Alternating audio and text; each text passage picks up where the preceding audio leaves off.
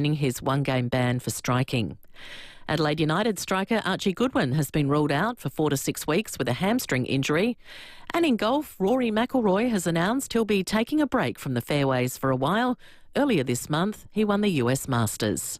Now checking FIVEAA traffic. Afternoon, got a breakdown to look after at Regency Park at the moment. South Road near Tominga Street delays outbound. Also pretty slow South Road at Cavelli Park just near Audi there. Got the bitumen ripped up. That'll make things slow. Got a camera to look out for too. A few of those around. You'll find on McGill Road, McGill, and Lehman Grove at Felixstowe with works at Theberton slow too. Port Road near Phillip Street. Cut immigration by 80%. Forgiving student loans. Cap home loans at 3% are policies by Trumpet of Patriots. Authorised by Civil and Rights and for the Trumpet of Patriots Gold Coast. Adelaide's most accurate traffic on FIVEAA. Now the FIVEAA weather. Get the Toyota forklift advantage. Visit toyotamaterialhandling.com.au. Mostly sunny this afternoon, mostly sunny tomorrow, 21. Friday, sunny and 23. Saturday, mostly sunny, 25. Right now, it's 18 degrees. Now let's hear what's happening on 9 News tonight. I'm Brenton Braglis. Tonight, Adelaide Lightning storm. The club on the brink of collapse and facing being booted out of the league. Inflation falls. Could a rate cut be on the horizon? 100 days in office. Donald Trump confirms he'll talk tariffs with the Prime Minister. And the Recipe Tin Eats founder caught up in a cooking war. 9 News. Your news. Nightly at 6 on 9 and on 9 Now. The news and issues that matter to South Australia. Always Adelaide. This is FIVEAA. The FIVEAA Sports Show. Rowey. I am flabbergasted. And Timmy G. Absolute sports festival. 6 after 4, good afternoon on this Hump Day Wednesday. We're midway through a pretty volatile week for footy fans. And Crows supporters particularly, if you thought they were worried about your game on the weekend against Carlton, those concerns have stacked up considerably. Rowey, Timmy G, good afternoon. Thank you, Sammy. Another big tribunal with big consequences. We're going to speak to the owner and GM of Adelaide Lightning, Steve Ren. Is there another white knight on a trusty steed on the horizon? We'll get to the bottom of that. Gee, I hope so. And Jimmy Bartel Day, like the rest of us, is not happy with AFL House. Who is? Love your calls, 8223 0000. Timmy, as always, welcome. Hello, Stephen. I hope you're well. Well, I am. Well, I'm doing the show in bare feet like Katie Lang. Okay. I didn't know she did a radio show. No, but she sung in bare feet so she could feel her soul. Ah. Good like singer. That. Oh, one of the best. Oh. There's a great DVD called Black and White Night. It is Roy Orbison, just before he died. He was outstanding, but Katie Lang is part of the backup singing group with Bruce Springsteen, Elvis Costello. See, there was... It's amazing. Yeah, it is. There was a rumour that she was Roy Orbison's illegitimate daughter. Really? I think so. Or Elvis Presley's or someone. That was a rumour. God, she could sing. Great singer. Great singer. Well, Canadian? Well, good on you. Yes, I'm doing the show in bare feet. I'm going to feel my soul. Well, I have to. I can't put shoes on. You've seen them. Wow. Was there any surprise going in today's AFL tribunal hearing? Was there any surprise from any of us that the gun Blues midfielder Adam Cerra would escape a one-match ban and the Crows halfback flanker Mitch Hinge would cop a one-match suspension, thanks to Channel 7? Yeah, I think that's what's probably really hard about the situation is I think from my point of view, I never intended to get him high. I think it was a little bit more of a clumsy kind of careless situation, and obviously that's what we were trying to defend, and I think that's the hard part to swallow is you're kind of getting told, you tried to do something when you really didn't, but it is what it is. Defended him early. We watched it again a couple of hundred times because I came in very angry. It was a good left uppercut. On second appearances, third, fourth, fifth, sixth, and you were watching it with me. Rowey, have a look again. You weren't Rowey, the advocate, have a look again. No. now, tell me if this is an unfair comment. The tribunal has just handed Carlton 4 points. Unfair. No, unfair? An unfair comment. I think this is. Why didn't Cherry get this could be one of your great wins. Oh yeah, could be one of your great wins of the season. I like how you think. Yeah, there's a bit of blue sky out there. Just keep looking at it. No, there is. But I just want to read this because you probably haven't got onto the news. Crows v Carlton Saturday. We'll be calling it live on FIVEAA. Cannot wait. And you're right. I think our best can get it done. Crows out. Nick Murray 6 weeks with a knee. Mitch Hinge suspended. Yep. D Foggy. Still told 50-50 with that shoulder. Can't swing a golf stick. Would need to do that before he plays. I'll be surprised if he comes up. I hope he does, but I'm with you. Riley Thilthorpe, the most important player in the team, 80-20 with a finger fracture. Hot off the press, Timmy. Hot off the press. Wow. Matt Crouch is out for 4 to 6 weeks with hip soreness. He's been carrying it for a while. Yes. He's been moving like a blue swimmer crab, they're telling me. Now, Timmy, my wheels are falling off. What? No. My wheels and hope have just, in actual fact, they haven't fallen off. I wanted to call the ambulance. So we've gone from a saucepan with a lid that was bubbling Mate, in the space of 1 to a week. NASCAR that's just spun out of control off the track. Have you ever seen a rooster jump off a train as quick as me? No. I'm worried. Or on. Here's the thing. but that's me, take it or leave it.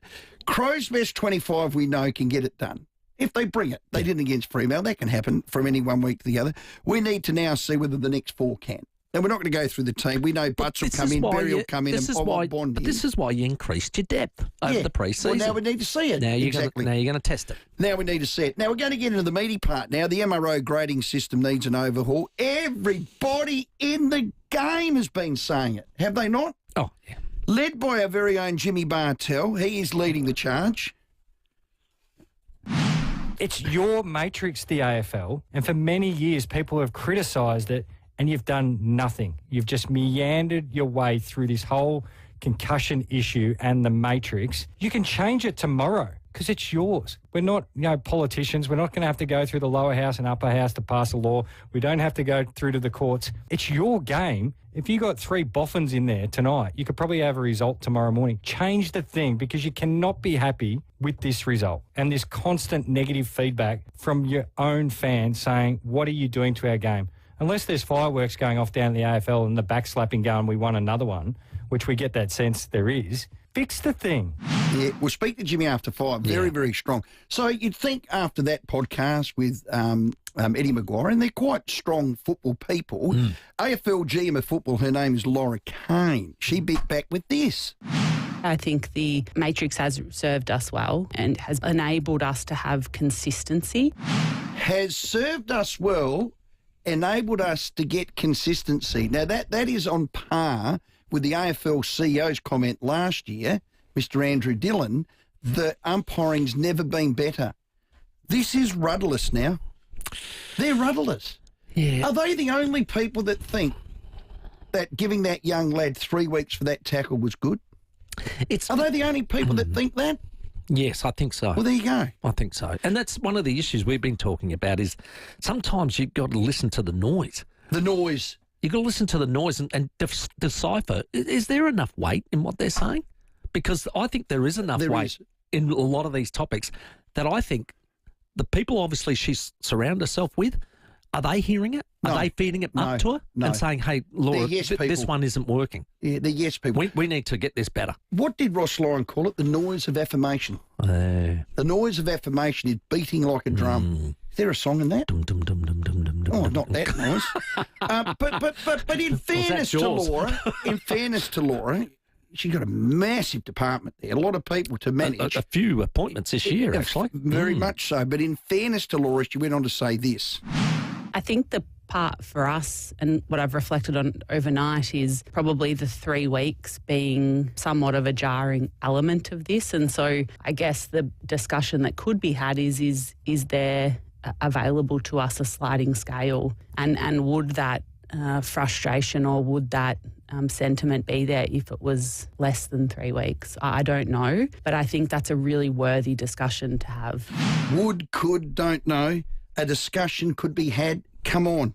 Like Jimmy said, you are the governing body. You're the ATO. You can make whatever rule you want. You can change it. So this would be a change. Do something. This would be a change to the MRO you could make tomorrow. On the back of that is if the tackle was a tackle without any intent whatsoever, tackling is a part of the game, but concussion was involved. Here's one. Yeah, done. Done. How does that work in the front bar? But like what Jimmy said, there's a footy incident and a non-footy incident. Yeah, make that in your bloody matrix. He's only told you that 2 years ago. Correct. And that's a footy incident. No. And therefore we go, okay, we understand the concussion bit. So 1 week because we don't want that to happen. Yeah. Now, how we could change that, I don't know. But the thing is, at least everybody goes, okay, we understand that, but 3 sounds like he did it intentionally. Yeah. And we know he didn't. Yeah. Timmy, you're making too much sense. Like Jimmy, you're making too much sense. Like all my mates at the front bar, you're making too much sense. I'm leaving. No, okay. Here's a word, duty of care, that's crept into our vocabulary at the tribunal. And it gets right up my grill. When an AFL lawyer can tell a player how to play the great game. And then on the back of Curtis's suspension, another lawyer got up on behalf of the AFL at the tribunal and used a word called prudent. Prudent. Now, Timmy, can you look up the Oxford Dictionary, please, and tell me what the word prudent means? Well, here's one I prepared earlier. Prudent is acting with or showing care and thought for the future. Okay. An example of that, no prudent money manager would authorise a loan without first knowing the purpose. I mean, honestly. Yeah. So what we're saying is he's got to run in that moment at 100 mile an hour and act prudently, showing care and a thought for the future, which he can see, obviously, the future. Yes. that he's going to dong his head. I'm going to knock this bloke out by tackling him, and I wasn't prudent at all. I throw myself to the mercy of the court. Okay. So we're on the back of Paul Curtis. In the summary, they said you needed to be more prudent in that tackle. So in other words, you should have known, Paul, that when you chased a man from behind flat out, in a heated game with 4 points on the line, that if you dropped your knees and tackled him from behind, you may very well have hit his head. Yeah, you need a third eye. And you needed to be a bit more prudent in that and looking further in advance. Into the thinking, future. I won't do that. So next time I'll run alongside him and I'll just tap him on the bum and I'll say, hey, best you get rid of it or I'm going to tackle you shortly. That's being prudent. So on the back of that. No care for the future. On the back of that. Name the most prudent player in the AFL. 822 300 00. Is there a prudent player in the AFL? Do we want prudent players in the AFL? Spell the word for starters. Is there ever been a prudent player? I think this could be the first time in the history of our show and of the 5AA Sports Show that KG started way back then where a listener could not come up with the answer to that question. So if you can, I'll give you $1,000. There you go. I don't give a stuff. We've got to agree it's prudent. But if you can name a prudent footballer today, I'll give you $1,000. If you and Timmy can agree on one. But we have to find one that can see the future. That's not going to be easy. That's what I'm saying. You're not going to be able to find one. No. Well, here there is no... You played 300 great games, 8 times, 7 times, 3 times, 2 times. How prudent were you, Timmy? Well, futile in its argument, isn't it? No, but you told me in the room. What did you play for? No, play for the present. The present, right the moment, here the and right now. here, the right now. And not the next week's game, not that contest. Not the next contest, not the next quarter. Nothing. And the champs played like that. The here and now. The here and now. So AFL, answer me this. That's the end of me. I'm not prudent. How do we coach prudency into a player? 822 I'm going to say to James, if you want to get back on an AFL list, be prudent. Yeah. Don't worry about getting the ball. No. Don't worry about tackling. Don't worry about having skill or reading the play. Be prudent. But to be fair to James, I got to say he is prudent because he can see where the ruckman's going to. He can predict the future. He sees where that ruckman's going to tap the ball and he picks it off and kicks goals. $1,000 to you. You're not allowed to do that. Yeah, you've got to keep your shape. It will speak to Jimmy, but imagine this year's draft coming up and they write a write-up of Tim Ginnivan. Tim Ginnivan, hard-nosed, at the ball, reads it well, has a duty of care for his fellow player and is very prudent. I get picked You'll up go tomorrow. number one. Get picked up tomorrow. You will get picked up tomorrow. Can't wait to watch. So 822 300 00, the MRO, the umpiring, the AFL, we need someone on a trusty steed. Who is it? And please name me. Complete windscreens. I don't have $1,000, but my company will. Oh, that's I'll nice. give you $1,000. The big red koala. I'll give you $1,000. Lindsay and Andrew behind this? Yeah, I will give you $1,000. Well, they made me sponsor Sturt without my knowledge. I will give you $1,000 if you can name me, and we all agree, a prudent footballer. 822 300. Dear prudent.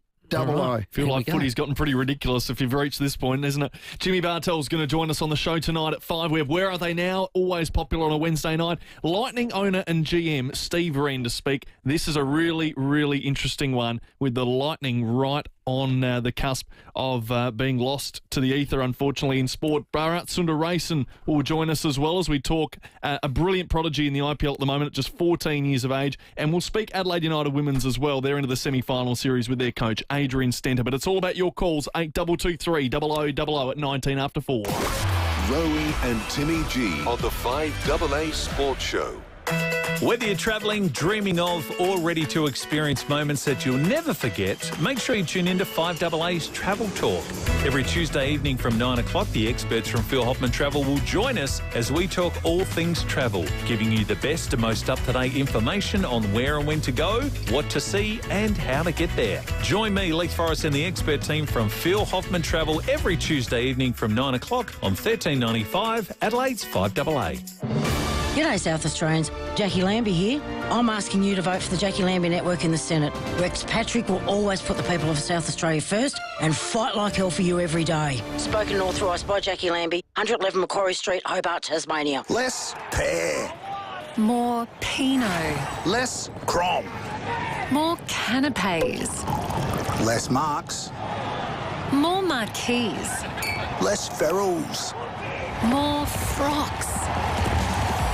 This autumn, give the footy a miss and have a real ball at the Sportsbet Adelaide Racing Carnival, the nation's finest horse racing, April 26 to May 10. More? Morfettville. It's no secret. Donor conception laws have changed in South Australia. A donor conception register is now available online. If you're donor conceived and aged 18 or over, have ever donated sperm, eggs or embryos, even back in the 1970s, or received a donor conception treatment in SA, learn more by visiting sahealth.sa.gov.au/donor conception. A message from the Government of South Australia. Love our listeners. First text. Isn't prudent a dried plum? That's a prune. Just beautiful. Very well done. I love them. Keep the calls coming in. Hey, get into Macca's to order the all-new Brekkie McWrap by McCafe. Yeah, you're probably wondering what it is. What it is, McDonald's has launched a delicious new Brekkie option. It's bacon, egg, a golden hash brown, and melted cheese toasted in a wrap. Wow. Oh, get your lips around that. Yes, please. Pair your Brekkie McWrap with an expertly brewed, barista-made coffee made with sustainably sourced 100% Arabica. Arabica. That's the one. Beans. They're the best beans. I love beans. Been eating beans. These are different beans. They're coffee beans. Coffee from McCafe is smooth. It's rich. Comes with alternative milk options like oat, almond. What do they got? Soy, lactose-free, skim milk, real milk, great milk. Milk from a cow. Milk, exactly. A toasted Brekkie McWrap and a barista-made coffee without even leaving the car. Pretty good, right? And we're all time poor. This is brilliant. Whiz through. Order today, please, via the drive-thru McDelivery. It's in-store, or skip the queue by ordering ahead on the My Macca's app. That's My Macca's app. The Brekkie McWrap is available for a limited time only at participating locations. Now let's see what's in the swear jar at Buy Urban Bathrooms and Kitchens. Wait, that's a cookie jar. Busted. My mistake. Let's see. Here it is. Here's one from Renette, an interior designer at Buy Urban for over 20 years. Renette swears to ensure your dream bathroom becomes a wonderful reality. For a team that swears to deliver on quality and service, see Buy Urban Bathrooms and Kitchens, Adelaide's home renovation experts. Wouldn't mind a cookie. Mario Maiolo Promotions and 5AA present Blowin' in the Wind, honouring Rock and Roll Hall of Famers Bob Dylan with friends Johnny Cash, Joan Baez and the Travelling Wilburys. Come celebrate the legends who contributed to cultural change through inspired lyrics and songs of revolution with an amazing cast. The times they're a-changing, folks, so don't think twice because it's all right. Blowin' in the Wind, Her Majesty's Theatre, Friday 23rd of May. Book now at Ticketek.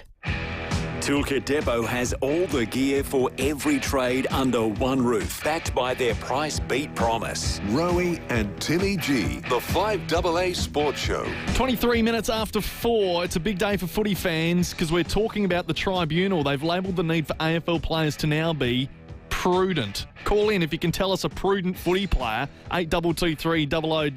Rowey's put some cash on the line. Let's check your traffic. All thanks to Rossdale Homes, SA's most trusted. Custom design, fixed pricing, total peace of mind, because trust is a must. G'day there. Got a delay to look out for today with a breakdown at Regency Park. It's on South Road near Timmy Street. Those delays are outbound. Slow for works at Clovelly Park on South Road. Got a bit of bitumen removed there, so she's pretty bumpy through there. Look out for works at Noarlunga Downs, Dyson Road near Goldsmith Drive. Cameras, Gorge Road, Appleston and Darley Road at Paradise. Cut immigration by 80%. Forgiving student loans. Cap home loans at 3%. Are policies by a Trumpet of Patriots. Authorised by Sewell and Wrightson for the Trumpet of Patriots, Gold Coast. Adelaide's most accurate traffic on 5AA. The AFL Tribunal has declared that players must now be prudent. The dictionary meaning of that is acting with or showing care and thought for the future. Wow. And a couple of very quick replies. One here, Dear 5AA, I'm self-nominating. I was prudent in making sure I was safe before going for the ball at all, says Brett from Green Acres. I like this. And Stavros says, Rowey, Mr. and Mrs. Dent have a daughter playing AFLW. Her name is Prue. $1,000 for me, please. That's a good one. Hello, Benny boy. G'day, guys. Bet you can't name a prudent AFL player. Well, I've done a little bit of research, and by research I mean I've typed into ChatGPT, who is the most prudent AFL footballer, and not a word of a lie, this is what's come up. Scott, and I won't read it all because it's quite long, but it says Scott Pendlebury of the Collingwood Football Club is widely regarded as one of the most prudent AFL players in the AFL. And the final paragraph, it actually, you'll love this, Rowey. His leadership and commitment to a player welfare are evident in his advocacy for safer training practices, such as reducing contact drills to prevent concussion.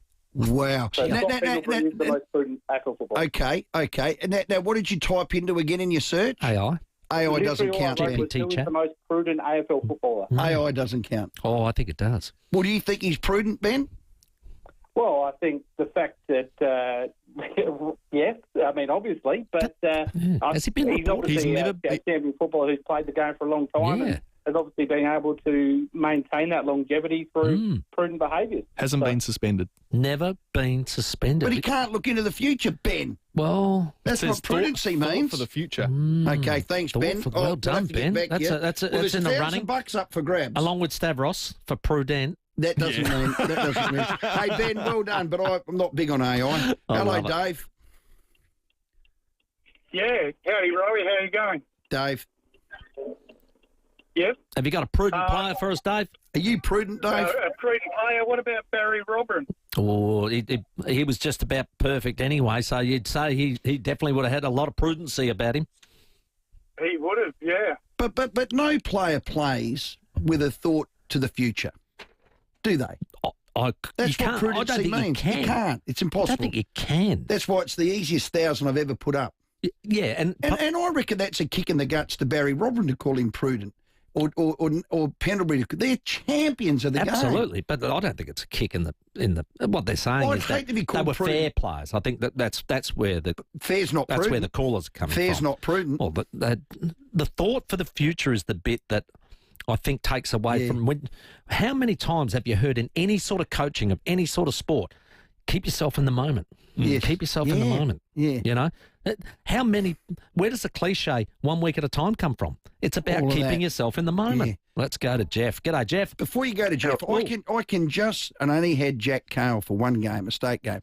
I can just imagine Jack saying, fellas, we're going to be more prudent.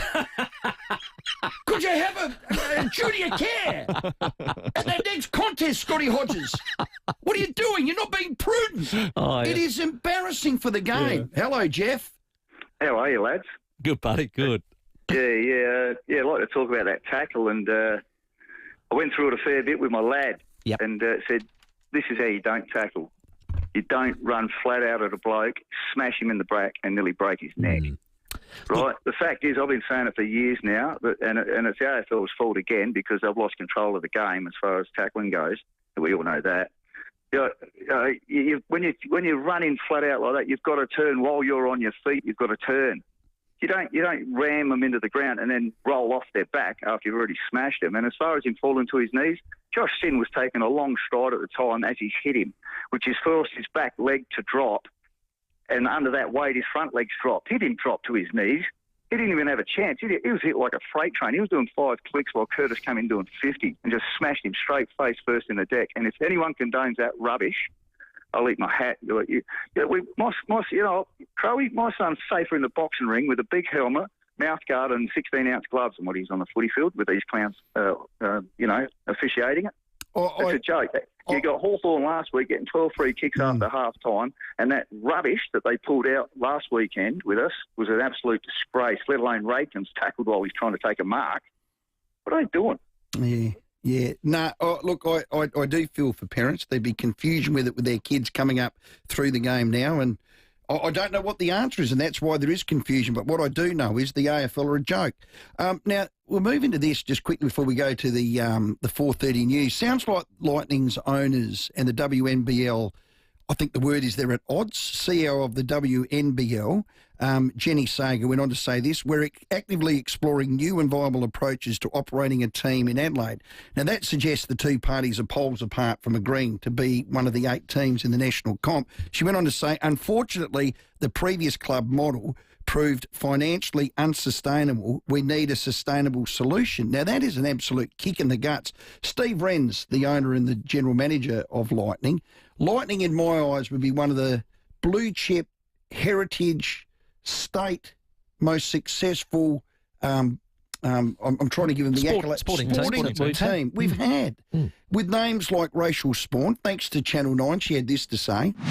I just can't imagine not having a WNBL team. We've had an Adelaide team in the WNBL since inception in 1981.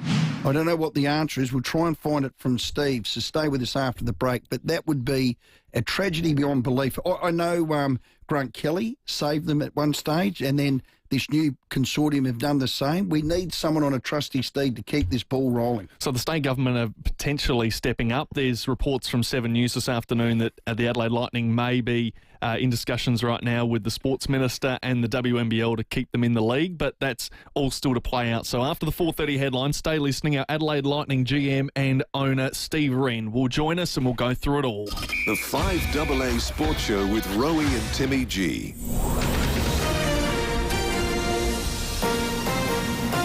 This is 5AA News. Always Adelaide. Good afternoon. Mel Usher with the 5AA News headlines. Police have seized more than $1.7 million worth of vapes and illegal tobacco and more than $80,000 cash following a truck stop in the state's far north as part of Operation Eclipse. The prosecution, outlining its case against alleged mushroom cook killer Erin Patterson, has not suggested a motive. Planet Ark has been placed into voluntary administration. And in sport, the Crows are training this hour. Matt Crouch is the latest player to join their injury list. Now checking 5AA traffic. Breakdown causing a few delays at Regency Park, South Road near Temega Street. Got delays outbound there. Kings Road, pretty busy near Main North Road. Eldersmith Road, also sluggish near Maxwell Road. And look out for works at the moment at Darlington, Main South Road near Brookside Road. Speeds out of 40 k's for works. Cameras at Savo, Bra Road, Felixstowe, and what was another one I saw? There it is, Blacks Road at Gillis Plains. The federal election is on Saturday, 3rd of May. If you're unable to make it to a polling place on election day, you may be eligible to vote early. Learn more at aec.gov.au/early. Authorised by the Electoral Commission of Canberra. Adelaide's most accurate traffic on 5AA. The 5AA forecast, mostly clear tonight down to 9, sunny tomorrow 21. Right now it's 17 degrees. We'll have more news at 5 on 5AA, always Adelaide.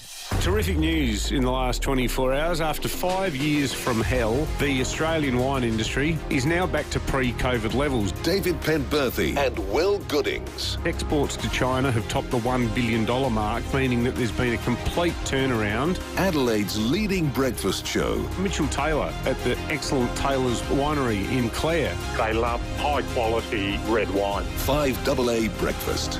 Particularly the reds that we make in the Clare Valley. Weekdays from 6 a.m. on 5AA. Always Adelaide. As Health Minister, Peter Dutton opposed free Medicare. He told the ABC's AM program, "There's no sense in me pretending to Australians that when you walk through the door of your GP that everything can be for free." Dutton also cut $50 billion from hospitals, tried to end bulk billing, and Australian doctors named Dutton worst health minister in 40 years. Dutton wants Australia to be like America, where it's about your credit card, not your Medicare card. Dutton will make healthcare cost more. He cuts, you pay. Authorised by P. Erickson, ALP Canberra. Get saving now with City Discount Tyres. We're offering great deals on the world's top brands in tyres, wheels, suspension and parts. Suitable for four-wheel drives, SUVs and passenger cars, including Falcon, Michelin, Pirelli, Kumho, Hankook and many more.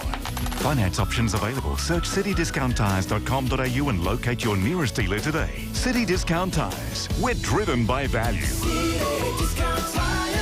If you need to fix your pipes, call Precise. Call Precise. If your toilet's blocking up, call Precise. Call Precise. If your lights aren't turning on, or your hot water is gone, or a plumber or an electrician, call Precise. Precise. Precise Plumbing and Electrical. Call 1300 700 200. That's 1300 700 200. For fixed price services, call Precise. For a plumber or an electrician, call Precise. Call Precise. Hi, Malcolm Blight here for Knowles Caravans, home of Island Star. For over 50 years, they've had the best selection of new vans, or they can custom build one in just 10 to 12 weeks. Or look around at 100 second-hand vans, perfect for travelling around our beautiful country, or if you need an extra room at home, subject to council approval. Knowles Caravans, Knowles Caravans, Knowles Caravans, Knowles Caravans. Knowles Caravans, 561 Salisbury Highway, Greenfields, opposite Mawson Lakes. Trusted for quality, driven for adventure. Right Price, Adelaide's best in heating and cooling, has risen to new heights. Literally, Right Price are now your roofing people too. Same exceptional service, value and quality. From total roof replacement, including tiled roof installation, to tile roof repairs, cleaning and painting. And for peace of mind, a rock-solid quote. So the only surprise you'll get is how magnificent your roof and home looks. Do it right. Visit rightpriceroofing.com.au. You can get your roof right at Right Price. Toolkit Depot has all the gear for every trade under one roof, backed by their price beat promise. Rowey and Timmy G, the 5AA Sports Show. It's 24 minutes to 5. Jimmy Bartel's going to join us after 5 o'clock tonight. We also have Where Are They Now? And we're taking your calls. Can you name a prudent AFL player? 8223 0000. No, you can't. Adelaide Lightning, well, they're a heritage sporting organisation in our state. Proud history of success. Envied by most. I mean, 5 championships. Unbelievable. Joining us is co-owner and Lightning GM Steve Ren. Steve, thanks for your time. Thanks, Rowey. How you going? Good, my man. Are they going to beat you out? Well, give us what's happening. What's happening, Steve? Yeah, well, I'll tell you what's happening, Rowey. The simple answer is the question for the WNBL is, do they want the Adelaide Lightning brand to continue in the league? Yes or no? That's the simple question. So for all of the listeners, we've had the team for about 3 seasons, and like every other team in the WNBL except for Townsville, we've invested a significant amount of money, about $3 million over the last 3 seasons, because the model doesn't stack up. So the new consortium, which is Larry Kesselman, Robin Denholm, etc., and Basketball Australia, they've come in with a brand new vision and a brand new idea, and we believe they probably can get it done. However, after a lot of negotiations, they've said that they don't want us to remain in the league.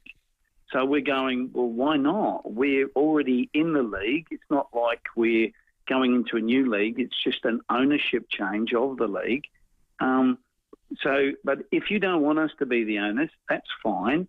Get another owner, whether it's Basketball Australia, Larry Kesselman, Grant Kelly, whoever it is. Get another owner. We'll transfer the IP over to them, and then the Lightning survive. But at this stage, the WNBL has not made any comments about what's happening with the Lightning. I've got Steph Talbot, Izzy Borlays, all of her other girls. Do I have a posse in the team? Is there going to be a team? Yeah. Who's got it in for you then? Did you agitate too much? You've obviously upset someone, Steve. Yeah, I probably did, mate. But look, the thing is, they were pretty poorly advised when they went down this pathway. They had a lot of motherhood statements and they had not very much detail. And it wasn't just me. All 7 other owners wrote to the league at the early part of February and said, none of us are signing unless you can, convince us that we need to be in. and that was a unanimous decision.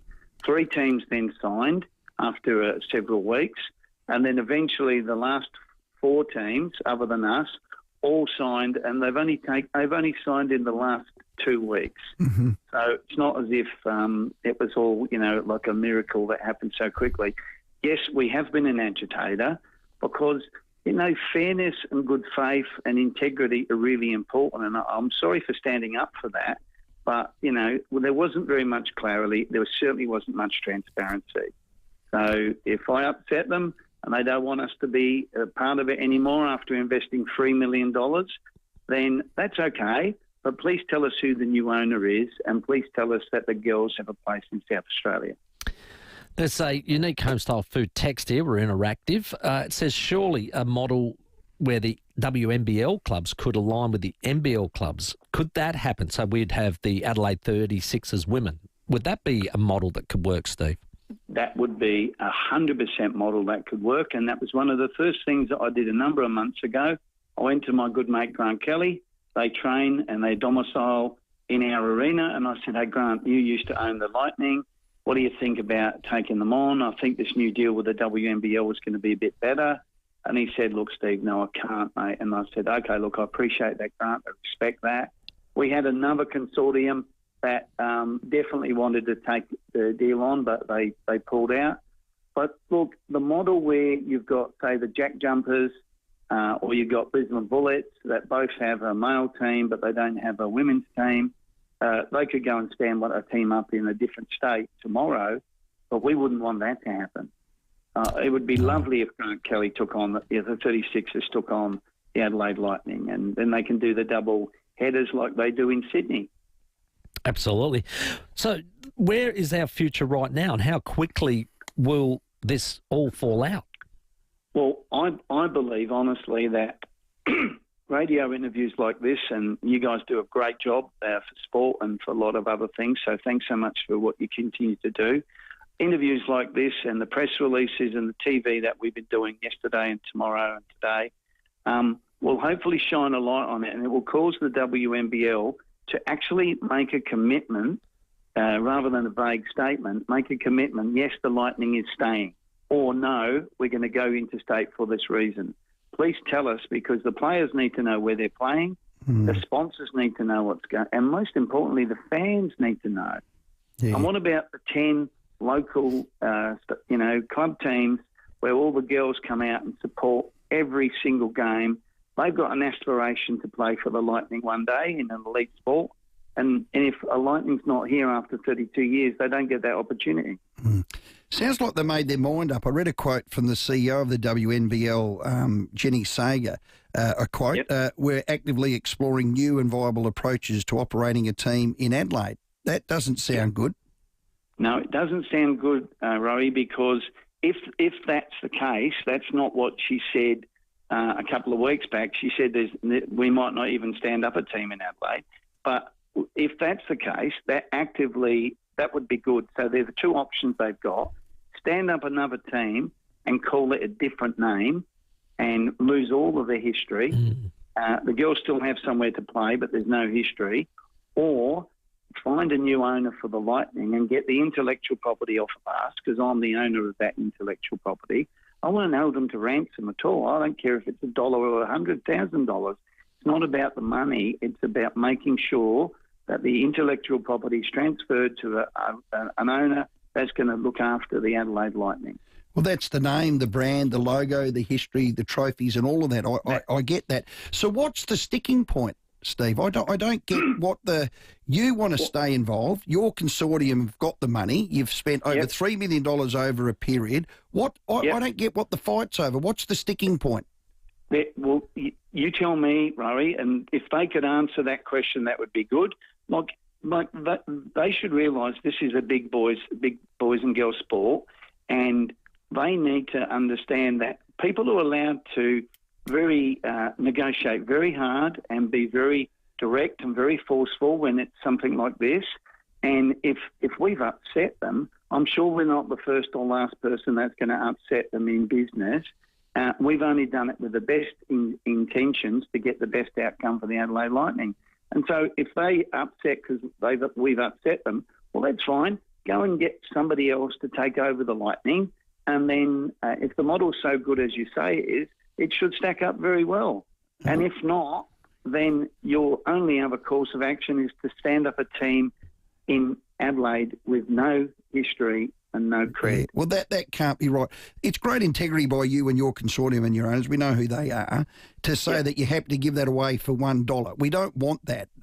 If you've given up $3 million, you'd want to see it through. And if there's a willingness to do it, there's got to be an impasse somewhere where the parties agree. But at the end of the day, can we just get from you on air that in some way, shape or form, that brand, Adelaide Lightning, on behalf of racial sport and all the champions that have worn that strip, it will live?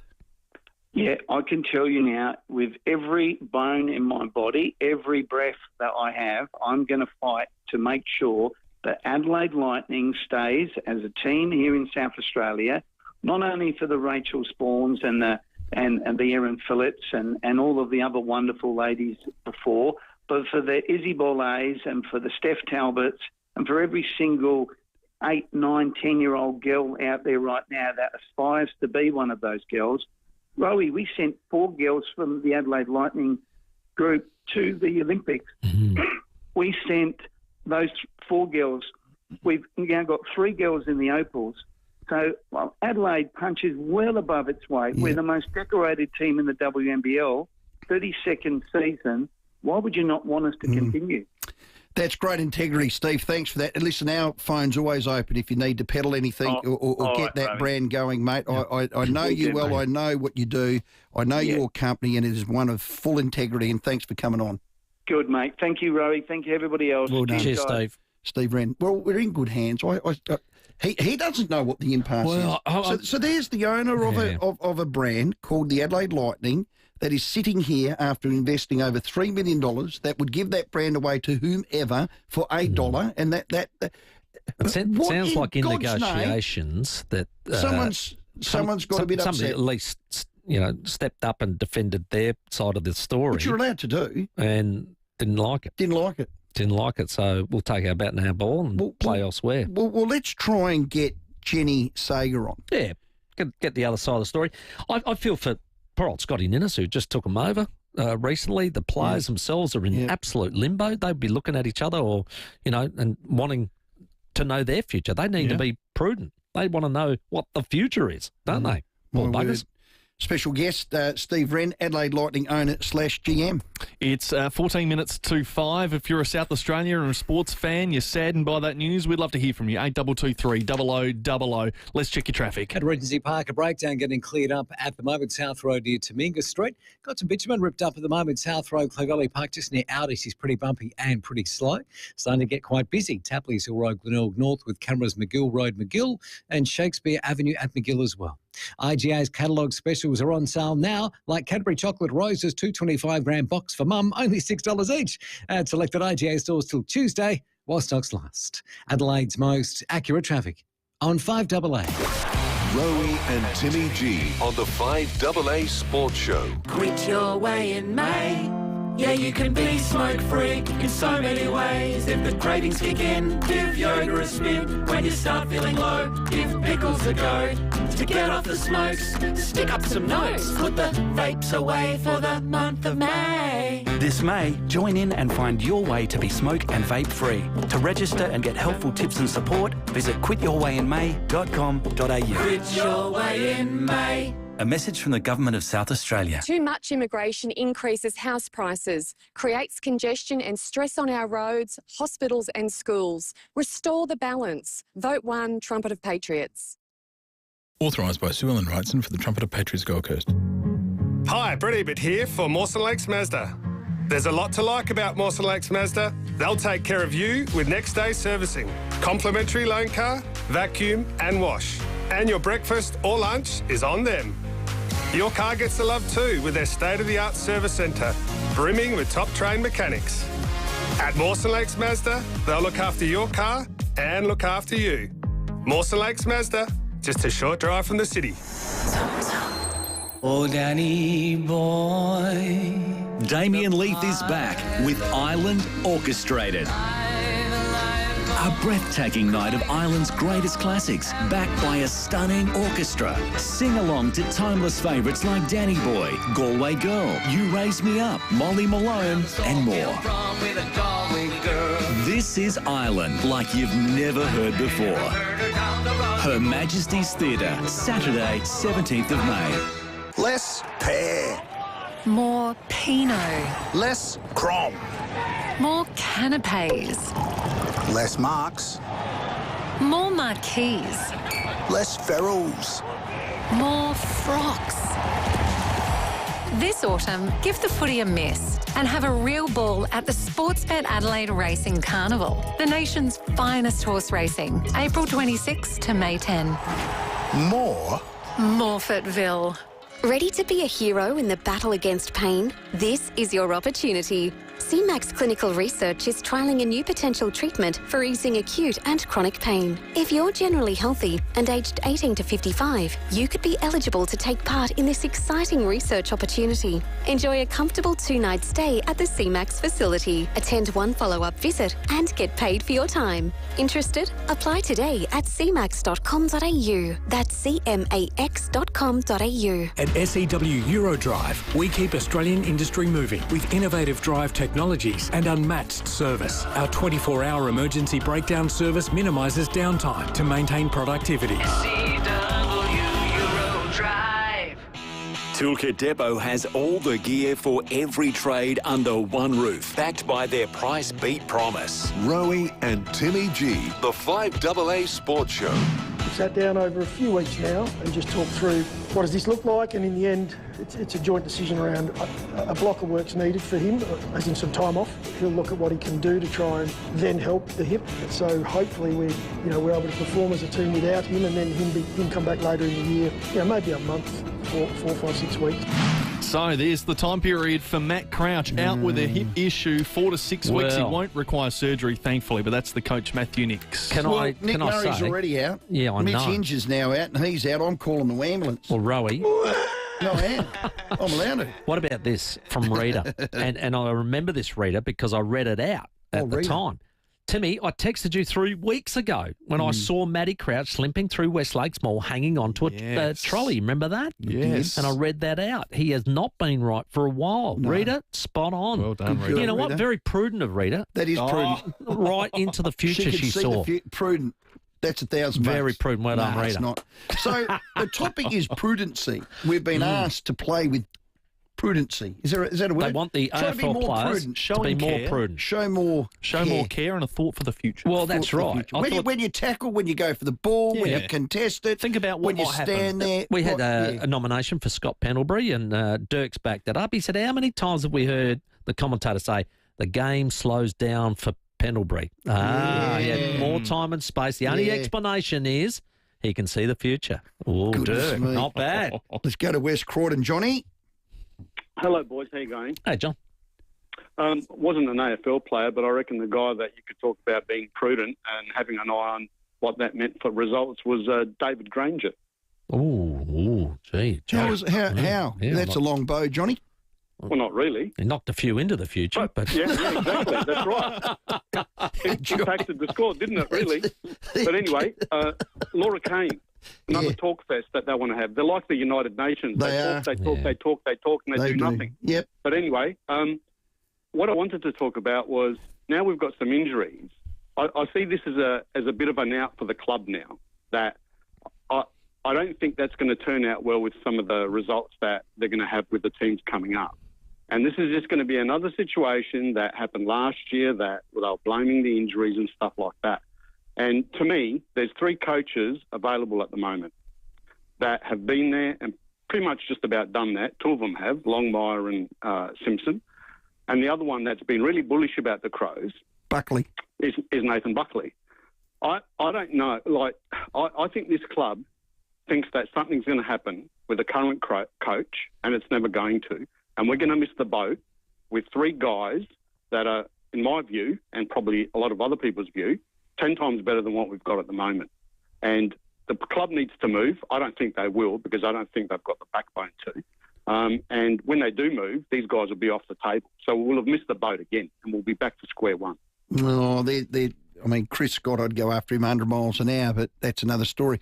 John, thank you. They won't miss the boat. They know. Let's go to Adrian. Hey, Stephen, how you going, mate?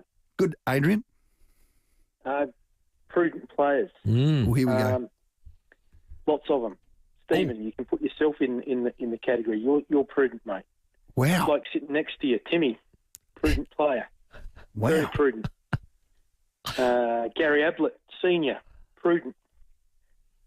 Phil Carman, you can put him in there. He's prudent. Come on. Even you put David Granger in there if you want, mate. He was prudent. All prudent. And your definition is, Adrian? So prudent is you need to see the future. Yeah. Yeah, these blokes knew when they're in their careers before the game got stuffed. I like it. That's good fun, Adrian. I like it. I like it. I was waiting for that punchline. Yeah, well done, Adrian. Well delivered. Loved it. Well played. But this is fancy us running a sports show talking about this word with AFL players in the same context. Mm-hmm. I'm embarrassed now. I'm getting embarrassed for them. This is embarrassing. Yeah. We've been told this by the AFL. They stand by it. Laura Kane didn't defend it. I wish she didn't use that word. No. She's happy with the consistency of the reports and the MRO and the rulings and the tribunal. Get stuff, Bernie. We'll see Prudent in there somewhere soon. Let's get Bernie. Hello, boys. Now, a couple of things here. I don't know, this is to do with the Curtis tackle, but if you saw the Hawks West Coast game when the Wiz tackled Harley Reid, exactly the same tackle but done correctly. So, in other words, as Wiz has taken him, he just rolled him basically onto his side and protected his head that way. But that's just one of those ones that got right. But I'll take the other side of this, and it's probably going to seem a bit out there and a bit silly, but in any incident where you're saying, okay, the player who is executing a tackle need to be prudent and try and see the future and such, is there an obligation on the player who's being tackled when he's going the ball to say, well, if I go for this ball, what's going to happen? I'm going to get tackled. How am I going to get tackled? How do I protect myself? So is there some sort of obligation on that player to be prudent as well? Yeah, I don't think Josh Sin could see any of that because it was right behind him. He could have got rid of the ball quick. He could have had a bit more awareness. Well, Jeff's having a crack here. Curtis was guilty for in the back, gave away a free kick. He gave away a concussion. What about the effing victim? How's Josh Sin feeling? Well, Jeff, doesn't matter about Josh Sin. It's not about it's about the action, not the what's the consequence. I think we agreed. Josh Sin should have given the ball. I think we agreed that one, it was a free kick. The tackle itself, as we spoke about earlier, it was only a free kick because the kid didn't get up. Well, it was. Do you reckon it was in the back? Yeah, and plus he pinned the arms, which is always dangerous. But for me, Paul Curtis is running at 100 mile. He can't do much about it. Is it intentional? No. So what we were saying was, if you are hot on the concussion, then 1 week.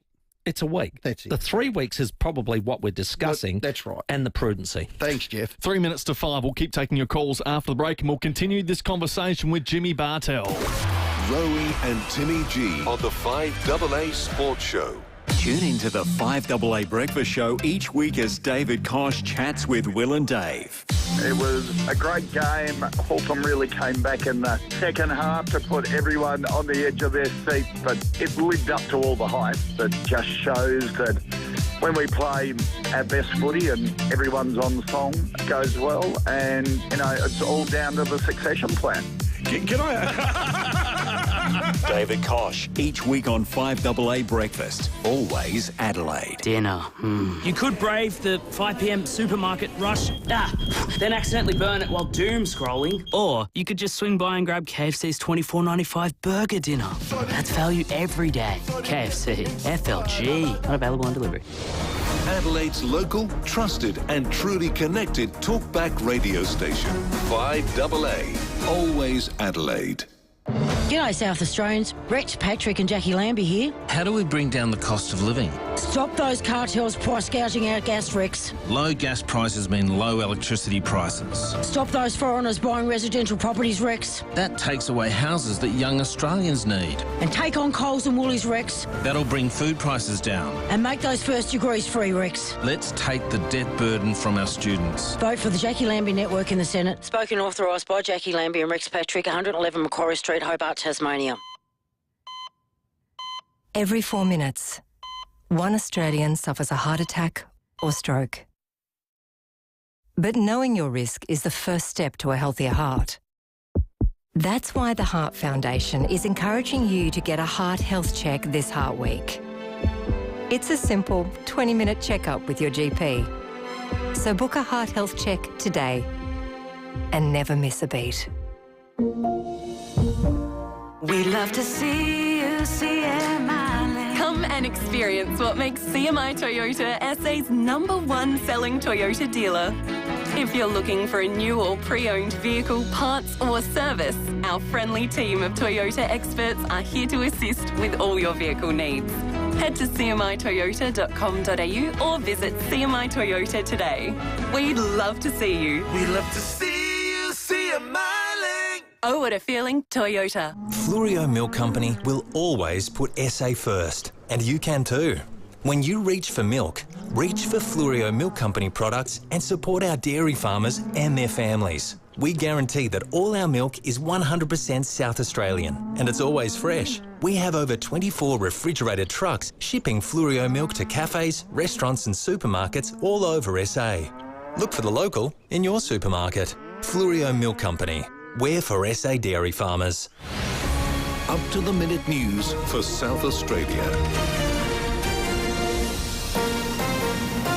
This is 5AA News. Always Adelaide.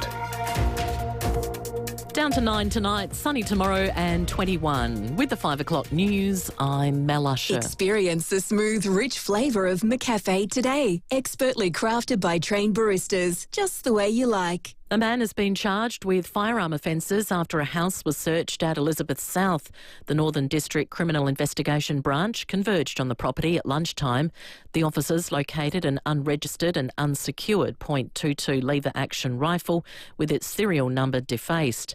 A 56-year-old from the address was arrested and refused bail ahead of a court appearance tomorrow. Trade has been at the forefront of the election campaign today after the US President acknowledged Australia had been calling him. Zach De Silva is travelling with the opposition leader. Both sides of this campaign claim they'd be better placed to secure an exemption from the US President's blanket 10% tariff. Since the levy was imposed, the Prime Minister hasn't been able to speak on the phone with Donald Trump, but the President admits Australia has been trying to get a hold of him. They are calling and I will be talking to them. Campaigning here in Melbourne's outer suburbs, opposition leader Peter Dutton says he'd want to improve ties with the US if he wins the election. I want to make sure that we have the best relationships possible with all of our international partners. The Prime Minister is describing Mr Trump's remarks as a throwaway comment, but says he's sure he'll speak with the President if Labor is returned to power on Saturday. Meantime, the Prime Minister has defended his cost of living measures. Latest data shows headline inflation remains steady at 2.4% for the year to March. Underlying inflation has improved, and it's this measure the Reserve Bank looks at when considering interest rate movement. Anthony Albanese telling the National Press Club households are in a better position now than 3 years ago. What's important as a decision maker, how do you make people's lives better? You make people's lives better by giving them a cut in their income taxes, by putting downward pressure on inflation so that interest rates start to come down. Winemakers in SA are smiling after exports to China have reached pre-COVID levels. China slapped a ban on Aussie produce, including wine, after the former government called for an inquiry into the origins of COVID. Mitchell Taylor from Taylor's Wines says the US has replaced China as a nation of concern. Everyone is trying to second guess where Trump's going. This uncertainty makes it a bit hard for the planning and getting it. But look, on the positive side, there are opportunities. Also trading within the other Asian countries. People are looking to be with reliable trading partners, so that should be good for the Australian wine industry. Now turning to 5AA's sports. Flash sale event now on at Gasman. For 6 days, enjoy up to 50% off selected styles. Ends Sunday. The Crows will need to make at least 3 changes to the side for the game against Carlton this weekend. Mitch Hinge will be a no-show after failing to have his striking charge overturned at the AFL tribunal. He's disappointed in the way it played out. I think that's the hard part to swallow, is you're kind of getting told, you tried to do something when you really didn't, but it is what it is. Matt Crouch will also miss with a hip injury, while Nick Murray underwent an arthroscope today on his left knee and is looking at up to 6 weeks on the sidelines. A back injury will keep Travis Boak from pulling on the boots for Port Adelaide when they take on the Western Bulldogs in Ballarat this weekend. Coach Ken Hinkley says they won't be an easy opponent. They've got a really good midfield. They've got some emerging talent in that midfield too. We're pretty comfortable that our midfield are also very capable. But look, it's a great battle against the Dogs when you come up against such quality, and we look forward to that battle. And in basketball, the future of the Adelaide Lightning continues to hang in the balance in the wake of a WNBL restructure. Now checking 5AA traffic. Got some pretty big delays with the smash at Darlington at the moment. 3 cars involved in this one. It's on the Southern Expressway near the Marion Road overpass. Those delays are outbound. Another collision at Albert Park, Port Road near May Street, and a breakdown at Regency Park getting cleaned up at the moment at South Road near Tominga Street. Cameras, Church, Torres, Walkerville, and Darling Road at Paradise. Kids are going back to school this week. Please stay alert and follow the speed limit. Lucky with Amy. AAI Limited trading as Amy. Adelaide's most accurate traffic on 5AA. Now the 5AA forecast. Get the Toyota Forklift Advantage. Visit toyotamaterialhandling.com.au. Down to 9 tonight, sunny tomorrow 21, Friday sunny and 23, Saturday mostly sunny 25. Right now it's 16 degrees. Now let's hear what's happening on 9 News tonight. I'm Brenton Braglis. Tonight, Adelaide Lightning storm. The club on the brink of collapse and facing being booted out of the league. Inflation falls. Could a rate cut be on the horizon? 100 days in office. Donald Trump confirms he'll talk tariffs with the Prime Minister. And the Recipe Tin Eats founder caught up in a cooking war. 9 News. Your news. Nightly at 6 on 9 and on 9 Now. They say a picture is worth 1,000 words. But with Photobase Group, it's more like $1,000 in your pocket. Photobase Group specialises in real estate photography and videography so good that when a prospective buyer sees your advertisement, they won't be able to resist. Photobase is a South Australian family-owned business that shot over $15 billion worth of homes last year alone. So if you're selling your home, tell your agent you want to use Photobase. Hi, Bronte Manuel from Toop and Toop. Now more than ever, you need an agent who's not just out for a quick sale. You need someone who can stand their ground to ensure you're maximising your home's potential. There's a good reason Toop and Toop is defying market trends and continuing to deliver premium outcomes for its clients. With a history spanning almost 40 years and a team of unrivalled experience, Toop and Toop knows what it takes to maximise your results in any selling conditions. Visit toop.com.au to find out more. Setting the agenda for South Australia. This is 5AA, always Adelaide. The 5AA Sports Show.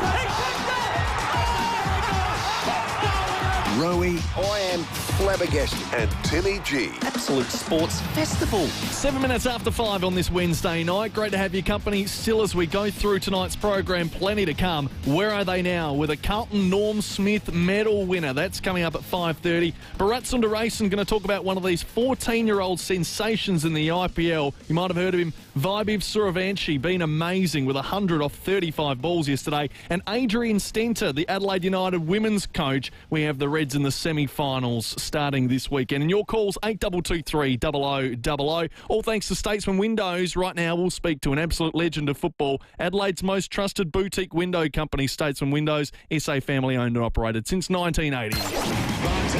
Bartel check signs it brilliantly. He can do it all, James Bartel. He's my brother, man. Jimmy Bartel on the 5AA Sports Show. Yeah, thanks to Statesman Windows. Jimmy Bartel each and every Wednesday. G'day, Jimmy. Hey, fellas, what's happening? Oh, mate, what an Anzac round. Quite some entertaining games. Did you have one that was the pick of the bunch for you? Oh, there's a couple of beauties. The Dogs-Giants was a good game, but for some reason I enjoyed watching the Suns and the Swans. The Swans got out to nearly a 5-goal lead, and then I don't think we've ever seen that from the Suns in their history, rattling off 13 goals, and I think there might be a little bit of fire under the hood there with this Suns group. Yeah, I got to say, I was saying to in Rowey in pre-season. There's one thing about Hardwick. If you can't go hard, then you're not a part of his team. Well, I don't think he's the guy that bluffs when he hits you between the eyes and what he wants you to do. So no doubt he's got that respect with the playing group, triple premiership coach, but also his playing career. You've got to remember him as a player. He's one of the most hardest, most ruthless players in his time at the Bombers and the pair there, of course. So I don't think Damien Hardwick is ever a guy who, is he bluffing? I agree with you. The Carlton-Geelong game was a ripper as well, but the Port-North Melbourne game, I think it was the closest result of the round, but it was marred by what would be described as perhaps the most confusing display of umpiring that we've seen, as well as the Paul Curtis incident. But before we get to that, we spoke to Dean Margetts, who would have umpired you, no doubt, in his 20 years. But we spoke to him last night about the state of umpiring, and here's what he said. Are we getting the howler right? And I'm just not convinced we are. Yes, we pick up the odd little throw, but I think those ones we'd like to see gotten. Still think there's some work to do on it. But at the moment, I'm still convinced the 3-umpire system was the better system. Boom, close the book. You agree with that, Jimmy?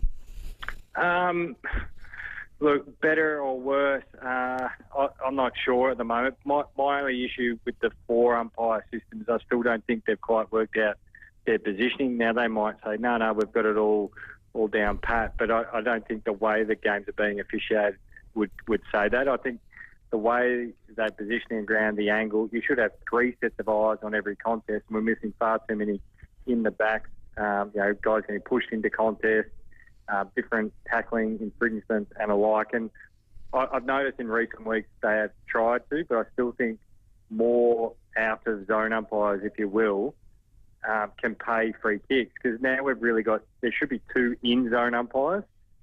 So, that's good. They should triangulate each other. We shouldn't be missing too much, but we do for some reason.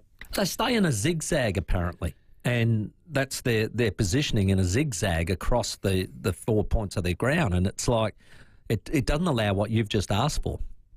No, and look, if you should have eyes on the front of the contest, one from the side and one from the back, and at different stages, you might even through the middle of the ground, all 4 should be up into a position like a diamond to be able to see that. So zigzag, diamond, whatever it may be, but it is a difficult game to umpire. No way is this a defence of the umpires, but with the speed of the game and so much happening, but I just think if they got their positioning right, but also I've always had a problem with the fitness requirements for the AFL. This might sound strange, but it's almost like they've got to be Category B, Qualifier B for the Olympic 1500 to be considered an AFL umpire. Like, don't we just want the best decision makers? Clearly we don't want the big mud guts over the tracksuit pants like we all used to have as our PE teacher, but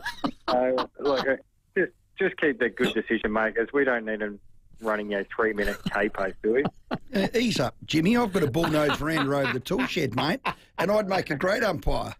We all remember the days of when we were kicking the dew at 8 o'clock in the morning, and the local PE teacher would just, finish punching a sports stick and roll out there and adjudicate it from the centre square. Yeah, and throw a dart out.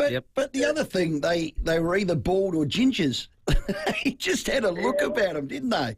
No, well, probably where I came from, they more look like Peter Russell Clark, with the big beard, legend, the hair and all that sort of stuff. Now, Paul Curtis got 3 weeks. Do yourself a favour. I know you probably have. Read the transcript of what was said by the AFL tribunal. Let's call it lawyer, advocate, whatever you want to call it. There's a new word, and again, Timmy and I had to look it up. Did we not look it up on the Oxford Dictionary today? I wanted to get the prudent. exact meaning. Jimmy, we now have to be more prudent as footballers. Name me, and I've put this out to our listeners, name me a prudent footballer. Ever, period, full stop, or one that's playing now. Jimmy, please. No, I'm looking forward to this year's draft profiles when Cal Toomey and all the other drafts, Kevin Shifter-Sheen comes out and they say, John Smith from Glenelg is 191 centimetre halfback flanker, is good in the contest and incredibly prudent the way he goes to that. and then finishes with, boy, oh boy, do they have a duty of care. I mean, what are we doing, Jimmy? We need you on a white knight on a trusty steed riding into the AFL house and clipping someone around the ears. No one's listening, Jimmy. No, and I think I genuinely think the AFL will be slapping themselves on the back that they've actually done a good job this week. And what they would be thinking down there, hey, look, everyone will be outraged. They'll get over it. They got it over it with the bump and the sling tackle. But this is different. So this was a completely legal action. This is what's actually encouraged from coaches. So chase down, tackle. What if Paul Curtis just started jogging behind him? What do you reckon the first edit or video shown on every single footy show?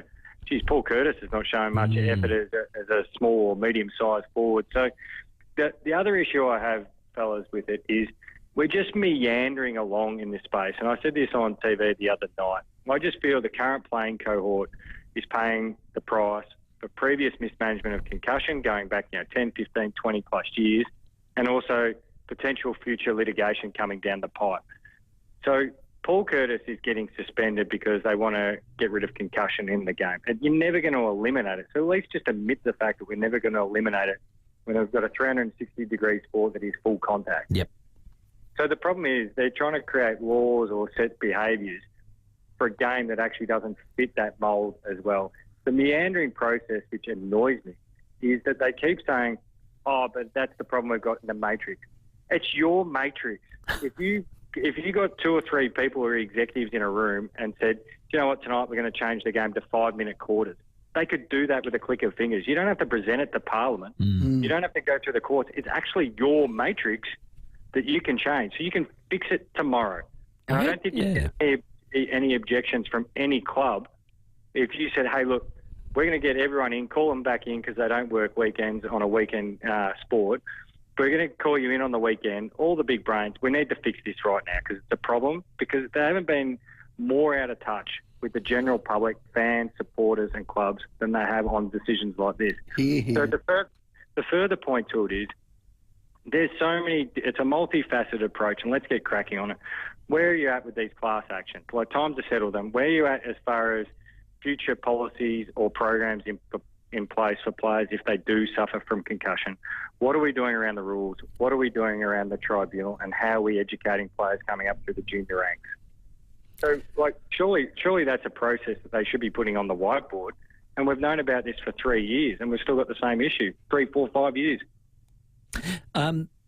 Interesting you compare it to governments. This is AFL government. We can't vote in or out, so we're in a bit of a dilemma there, Jimmy. They're the governing body. They've got more power than the ATO. Plenty of places like that around the world. The Chera and Hinge cases this morning, they went to tribunal. Yeah, well, Carlton lawyers win again, so I think every club, whoever is the lawyers for the Blues, would be in hot demand. Look, they made a good enough case. Look, when you think you've got it sorted out and what is, a way to sort of, create mitigating circumstances for players to get off, you'll see then a ban upheld. So it's close your eyes, spin the wheel and throw the dart at the dartboard sort of stuff. And I think we just all go, oh, okay, well, I think we just become accepting of it, which is not the way it should be, but the way it is. I get a bit sad when I see someone with prodigious talent, which it's only a saying, have the football world at their feet and then just pee it against a brick wall like Jamara Ugle-Hagan has. I mean, he's leaving now for personal reasons. Everyone loses. The club loses, the fans lose, the family lose, but more importantly, the kid loses. That's just I don't even have words for it because you've got to be careful what you say and do and how you act with it. But God, this is just a terrible story. Yeah, and off the back of your point, I think not only football, I think a lot of people would have stories like this just in broader life where you can see someone and you just want them to come to the realisation to help themselves. I don't know the detail that people at the Bulldogs and the AFL know. So, as you said, I'm not making comment because I want to offend. I just don't have enough of the facts in front of me. But what I do hear from around people who are closer to the situation is it's up to Jamara and him to meet some people halfway, and there's plenty of people there who are putting their hand up to support him. So the fact is he's got support, and that is the beauty of AFL and the AFL industry, that it's as good a place as any to help all types of personalities and people from different backgrounds. Yeah, let's hope he walks through that door. Well said. Hey, Jimmy, on the weekend there was a moment with Jason Horne-Francis. A lot of people have had their say on it. I personally loved it. The guy has got incredible want, desire. We know that he's got a temper on him, which is part of the will to win. But I thought it was a great moment for Butters and Rosie more so as young leaders. And, you were a terrific leader at Geelong. How did you see that? Well, the first bit I saw as I nearly started laughing was when Zach Butters gets that laugh and smile on his face after he's had a grapple with someone. He had that look on his face when he was with Jason there. Pulling him back in, didn't he? Yeah. Hey, mate, what are you doing? Don't get involved in that. And he's sort of half laughing and going, mate, you're the most fine bloke in history apart from Toby Green. So I had to have a bit of chuckle. I thought it was fantastic leadership from those two gentlemen, Rosie and Butters. But I'm not sure why people are getting so, I'm not offended, but up in arms about it. The only people that should matter are those two gentlemen, Ken Hinkley and Josh Carr, and they seem to be all fine with it. I tell you what, if I'm 70 metres off the ball and someone runs behind me, shoves me in the back, I'm going to react. I don't know about you guys, but I'm going to react. Absolutely. That's what I loved. Didn't want to take any crap. And you can't tell me that wasn't the first incident in that game. Look, I think we've said this about a number of players. I think we've said it about Harley Reid as well. During the year, we constantly ask for an old head on young shoulders. Sometimes guys take a bit longer to mature, and then you add the element of a contested game, and people are physical and fiery. He admits, and the club admits, he can get better, but I don't think he's ignorant or he's ignoring the advice around him. No, not at all. No, well handled, I thought, by all parties. Well done. Hey, Jimmy, well done yourself. Thanks very much for your time. Thanks, guys. Always good fun. Before you go, Jimmy, do you have a trusty steed? Could you ride down to AFL House for me and lead the charge? I wouldn't mind. I actually owned a racehorse once. Never again. As this quick story, it was supposed to start favourite. One of the barrier attendants threw a towel for the jockey. The jockey fell off the horse, and that was the only time I ever had a racehorse make the track. Didn't even get actually on the other side of the barriers. So no steeds for me, my friend. No steed. Well, my quick one that everyone knows, I'll tell Jimmy this one. I was in a syndicate, bought a horse, went okay. I missed on the second one because the first horse got bitten by a spider and died, and it was a bit tragic, so we thought we'd have a pass. And then I bought in the same share the third horse. The third horse was just a donkey. The second horse's name was called G-Tra and won $6 million. Yeah, he missed out. and its road missed the boat. Oh, you got to laugh or you'll cry. Good on you, Jimmy. Thanks, Jimmy. Jimmy Bartel. Thanks to Statesman Windows, Adelaide's boutique window company, trusted by the best builders in Adelaide, and just like Jimmy, they are elite performers, consistently delivering at the highest level. Need best windows? See Statesman Windows. Let's see what's happening on your roads around Adelaide. At Darlington, a three-car crash, Southern Expressway near the Marion Road overpass. Quite big delays through there. Brighton, tram lights out on Jetty Road. Trams can't get through, but at this stage, cars can. So no great delays, but keep it in mind. And Hawthorn works at Belia Road near Tutt Avenue. Cameras, Gorge Road, Athelston and Darley Road at Paradise. The federal election is on Saturday, 3rd of May. If you're unable to make it at a polling place on election day, you may be eligible to vote early. Learn more at aec.gov.au/early. Authorised by the Electoral Commission at Canberra.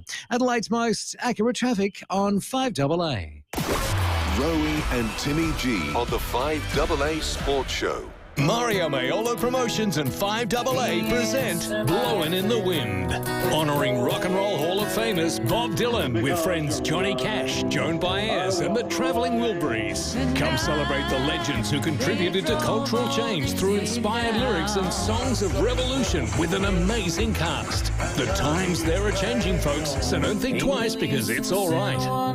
Blowin' in the Wind, Her Majesty's Theatre, Friday 23rd of May. Book now at Ticketek. 200,000 visas were issued by the Labor government just in February. That's 200,000 too many. Our hospitals, roads and schools just can't take it. Authorised by Sue Ellen Wrightson for the Trumpeter Patriots Gold Coast. When it comes to suits, big brands are important, but what's more important is how you look and feel in them. The price, that is so the true. Quality. To get it tailored is a special thing. I did a special thing for Ignition for Men. When? I wore the jacket they did for me at the dawn service. Oh, yes. And when I thought you looked snappy. I did look a bit snappy, didn't you? You're dead right. So you knew that Ignition for Men had made me look and feel fantastic. And delivered a tailored speech. Here. Adelaide's home of Amani, Canali, Palzilleri, Xenia. Look, they've all impeccable range of suits, and they're all leading Italian brands. But most importantly, it's the fit. It's perfect. It is. And they can do this because they're tailors. And that's what I proved at the Anzac Day ceremony. It was amazing. It's the real deal. It is the real deal. From comfortable everyday office suits by Gibson and Joe Black to dinner dress attire, wedding and all-occasion suits, the range, the style, the service at Ignition for Men is tailored to make you look and feel your best. Look, there's nothing like it. We can speak firsthand. Straight out of town on the right-hand side, car parks undercover. They've done a big upgrade. Not an upgrade, beautiful renovation. Beautiful renovation. Now, if you're not into the suits and all that, and not everybody is. I can see Sam Tugwell knocking his head there. He said, yes, indeed. What about me, he's saying. Now, well, you can get all these really trendy brands of casual wear, like EA7, Replay, Hugo Boss, Karl Lagerfeld, Paul and Shark and more. So you'd look good in a Paul and Shark, I reckon. Just writing those down. Thanks, Tim. Good work. Call into the newly renovated showroom at 54 Paynham Road, Stepney, ignitionformen.com.au. Best fit, best brands. Deliver more with Toyota, the world's #1 forklift brand. Choose from a great range including pallet jacks, walkie stackers and reach forklifts, right up to their leading Toyota counterbalance forklifts. Legendary reliability and safety with cleaner, greener electric options. Toyota can tailor the right forklift solution for you. It's all part of the Toyota Forklift Advantage. For more, visit toyotamaterialhandling.com.au. Get a Toyota forklift. Discover the magic of South America with Imagine Holidays and Phil Hoffman Travel. Journey from Adelaide on a 25-night adventure from just $10,499 per person. Cruise 14 nights from Buenos Aires to Santiago aboard MS Amsterdam. Explore Christ the Redeemer in Rio and experience both sides of the breathtaking Iguazu Falls. Enjoy hotel stays, guided tours and return flights from Adelaide included. For amazing value package holidays with Imagine Holidays, visit pht.com.au. Less pear. More Pinot. Less Crom. More canapes. Less Marks. More marquees. Less Ferrells. More frocks. This autumn, give the footy a miss and have a real ball at the Sportsbet Adelaide Racing Carnival, the nation's finest horse racing, April 26 to May 10. More Morfettville. Toolkit Depot has all the gear for every trade under one roof, backed by their price beat promise. Rowey and Timmy G, the 5AA Sports Show. 26 after 5. Where are they now coming up after 5:30? And the election this Saturday. We know Dave and Will are doing their absolute best with the very Aussie classic Democracy Sausage, helping out as many community areas as possible. If you're doing a charity poll this weekend, you're hosting one at your community centre, get in touch with 5AA. Head to the website, 5AA.com.au, and David and Will and Najobi can get you sorted with hundreds of snags to cook up. From their award-winning farm to your table, Najobi delivers premium fresh beef and lamb ethically, locally and effortlessly at najobi.com.au. Just repeating the news earlier today, Hinge out suspended, won't play against Carlton. Murray's out earlier in the week, knee, 4 to 6 weeks, big blow. And the other one, M. Crouch, got the blue swimmer crab disease. But also, Chera got off. Correct. So I know there was a text earlier saying, I bet you the Carlton bloke gets off. Well, he did. He did. He did and the AFL tribunal basically handed Carlton 4 points. No, don't be talking like that. Timmy, Come on. I am more confident this week than last week. Now, the AFL tribunal said you've got to be more prudent, which means acting or showing care and a thought for the future. Wow. I've been trying to find one of those, and there's been plenty of nominations, let me tell you. Lauren, hello. Have you got one? Hello, yes. I mean, I would go back to Russ Weaver too. He was such a fair player. But very fair. Also, Travis Boak, I mean, look how many games he's played. And I see him when he tackles, he'll quite often bring the player basically over him and take the ball himself sometimes. So, I mean, that's my dictionary must be a much older one than yours. It sort of highlights being cautious. So I think, they are two gems. I did actually think of Scott Pendlebury too. That was, But Lauren and everyone listening, fair's not prudent. Fair is not prudent. I think they're two different things. Prudent is just a posh AFL woke saying for being soft. We want you to be softer. Yeah. They would have sat there in their office and go, right, we can't say soft because it's a man's game and women play it now. What's another word we can... I'll tell you a word we'll use. Let's get the lawyer to whiz it out during a tribunal with the word prudent, because prudent's not the same as soft, but they're the same. Well, I found it. John says... maybe to replace tackling, all players could wear 3 ribbons on their back, and the opposition player can remove the ribbon and the player who has the ball wins a free kick. Yeah. Is that good enough? It's like tag. Well, that actually is. That's a game. Touch footy, isn't it? But do you... I feel sad for the game that a sports show in a metropolitan state that loves their footy is talking about this. This is embarrassing for the AFL. No, look, again... this is even a cool topic. They were even using the word... the fact that I'm using the word prudent, I couldn't spell it. I didn't know what it meant. Well. And on a sports show at 4 o'clock, I'm embarrassed for the AFL. Yeah. Embarrassed. And I would... just to clarify too, we weren't saying that, Josh Sim wasn't hurt in the tackle. Did he get ride him into the back? Yes, he did, and it was a clumsy effort, but it wasn't deliberate. Now, did we say there was no intent? If you're protecting the head and what's not? Yep, we think okay, a game. It was the 3 games, and then describing it as you need to be more prudent is probably the talking point. Has got everyone's goat up. Is that a saying? It is. What does that mean? It means, well, I got a goat and I want it up. 5:30 headlines are coming up. Wow. Where are they now next? The 5AA Sports Show with Rowey and Timmy G. Here's some news to make you feel better. Federal Labor has opened 5 free Medicare urgent care clinics in Adelaide, with another opening soon. And will also deliver more bulk billing for all South Australians. Authorised A. Burke, Australian Labor Party, Adelaide. 50 scorching summers. 50 freezing winters. And only one Morford Air helped us through it all. Adelaide's own homegrown family air conditioning company, Morford Air, has kept South Australians cool and warm for over 50 years. That's half a century of comfort. So when it's too hot or cold to bear, reach for the Morford Air. morfordair.com.au. Morford Air.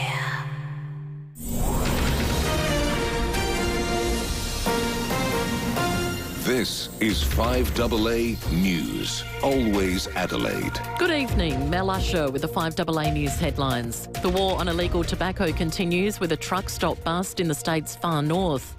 The mushroom murder trial continued today in a Victorian court. Joe Exotic has endorsed Anthony Albanese via social media ahead of the election. And in sport, Bobby Hill has signed a 4-year contract extension with Collingwood.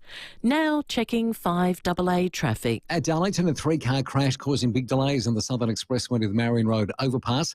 Brighton got tram lights out Jetty Road. It's going to cause a few delays. And just got word of an accident on the freeway at Paketown, just out of Mount Barker. Car has hit a barrow, so look out for delays through there. Cameras McGill Road, McGill and Langman Grove at Felixstowe.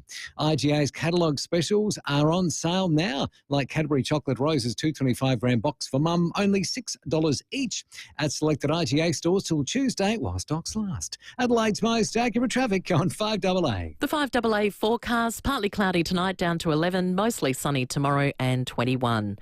Right now it's 16 degrees. We'll have more news at 6 on 5AA, always Adelaide. When you're cooking up a seafood storm, go straight to the people that process and distribute it. Samtas Seafoods, the best quality and best prices for all of your seafood. Load up your freezer and mix and match up to 4 kilograms of premium seafood for just $60. And what about the range? Atlantic salmon portions, flathead and barramundi fillets, crumb gar, salt and pepper squid, crumb prawns and more. Mix and match 4 kilos for just $60. Only at Samtas Seafoods, open 7 days, Factory Direct, Richmond Road, Richmond. Let's see what's in the swear jar at Buy Urban Bathrooms and Kitchens. Here's one from Jasmine, the operations manager at Buy Urban and the driving force behind the success of all renovation projects. Jasmine swears to ensure all the trades arrive on time every time to ensure a seamless transition to your stunning Buy Urban bathroom. For a team that swears to deliver on quality and service, see Buy Urban Bathrooms and Kitchens, Adelaide's home renovation experts. Get saving now with City Discount Tyres. We're offering great deals on the world's top brands in tyres, wheels, suspension and parts. Suitable for four-wheel drives, SUVs and passenger cars, including Falcon, Michelin, Pirelli, Kumho, Hankook and many more. Finance options available. Search citydiscounttyres.com.au and locate your nearest dealer today. City Discount Tyres. We're driven by value. Keep the good times rolling at Stripe with bowling, laser tag, escape rooms, karaoke, plus our delectable party menu. There's a Strike party to suit every taste or budget. Parties also available at our sister brands Holy Moly Golf Club, Hijinks Hotel and Archie Brothers Cirque Electric. Toolkit Depot has all the gear for every trade under one roof, backed by their price beat promise. Rowey and Timmy G, the FIVEAA Sports Show. To think about all that during a tackling, during a game is impossible. You won't get any arguments from a player saying that's ridiculous that that's 3 weeks. Yeah. When we saw it firsthand with Luke Parker, didn't we? He was obviously displeased and had a little jab, I think, over Instagram. I am waiting for the day where it's got to be the AFLPA or players or clubs get together and just go to the AFL, just go, look, we respect that you want to look after people's heads and we don't want concussions in our game, but we can't accept this anymore. This is too much for our players to think about in that short space that you just showed. Rory Sloane, strong there on Footy Classified last night on Channel 9. It's 26-6. So have your say on the tackling and where the AFL's going. They want players to be prudent. 8223 0000 is the number. We'll get back to your calls in a moment, but right now it's time to stop down. All thanks to Walco, who are at the centre of SA's biggest cover-up with their incredibly good-looking Walco mesh pool cover. The FIVEAA Sports Shows, where are they now? Past legends, past glories. Yes, we always love our Where Are They Now chats, thanks to Walco. This bloke had a career between 77 and 88, debuted at 17 years of age, clocked up 169 games. He played back, he played in the middle, he played forward, 86 goals. He played in 3 premiership sides, just an amazing. Norm Smith medalist. I'm about to find out, I'm pretty sure he was the youngest and maybe the inaugural as well, but I speak none other than the great Wayne Harms. Wayne, welcome. Thank you. Thanks for having me. Thank you. First of all, mate, a bit of sad news. Condolences to your ex-teammate Peter Bazusto. That was sad news. Yeah, look, it was. We all both have been sick for a while, and we've been getting reports on a weekly basis. And he was up, he was down, he was up, he was down, and unfortunately, finished his life in palliative care, I believe. And we'll be having a rather large farewell for Buzz on the day of his funeral. For those that can't get over to Perth, we've got the footy club organised to go and watch the live stream, and he was certainly a character and a real enigma around the football club. Yeah, we'll ask about him and a few more of your teammates. But first of all, mate, 1979, you're Norm Smith medalist, you're 19 years of age. Was that the inaugural time they actually presented it? Were you the youngest? And ironically, I found out that Norm Smith was your own great uncle. Yeah, that's right. And it was Brian Taylor that actually said that if Marcus Ashcroft was to win it, he would become the youngest. But I think 19's always been younger than 20. So yeah. But the funny thing is, if you do Google who was the youngest Norm Smith medalist, it's Marcus Ashcroft that actually comes up. No way. We'll get that fixed. Don't worry. We'll fix that up, Wade. Don't worry. That's disgraceful, that is. But what an amazing introduction. I mean, you come into this really unbelievable team that Carlton were putting together as such a young man, and you end up in a major part of it, and 3 flags by the time you're 22. Yeah, look, I was lucky. I actually hated Carlton. I was a mad Richmond supporter. Right.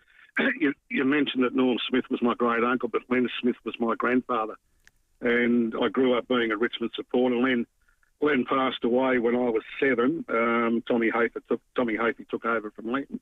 Wow. But I've still got all the autographs of the Roger Deans and Roy Sarts and Fred Swifts and Paddy Gananes and those that had unbelievable premiership wins themselves in the early or late 60s, I should say. Yeah. But then I was zoned to Carlton, so I had no choice. I was down there at 14 and finished up at 28.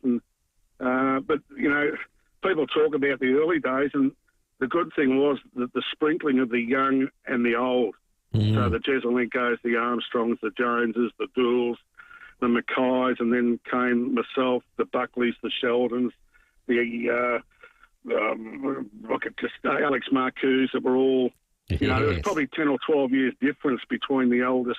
Well, actually, there was 16 years difference between Alex and myself. I was 19 in 79, and I believe Alex was 35 when he was captain coaching that side that year. Yeah, Alex Jeselinkos, he was your coach in 79. You were the Norm Smith medalist and all that. But the next year he didn't coach. What happened there? Oh, look, there was a falling out.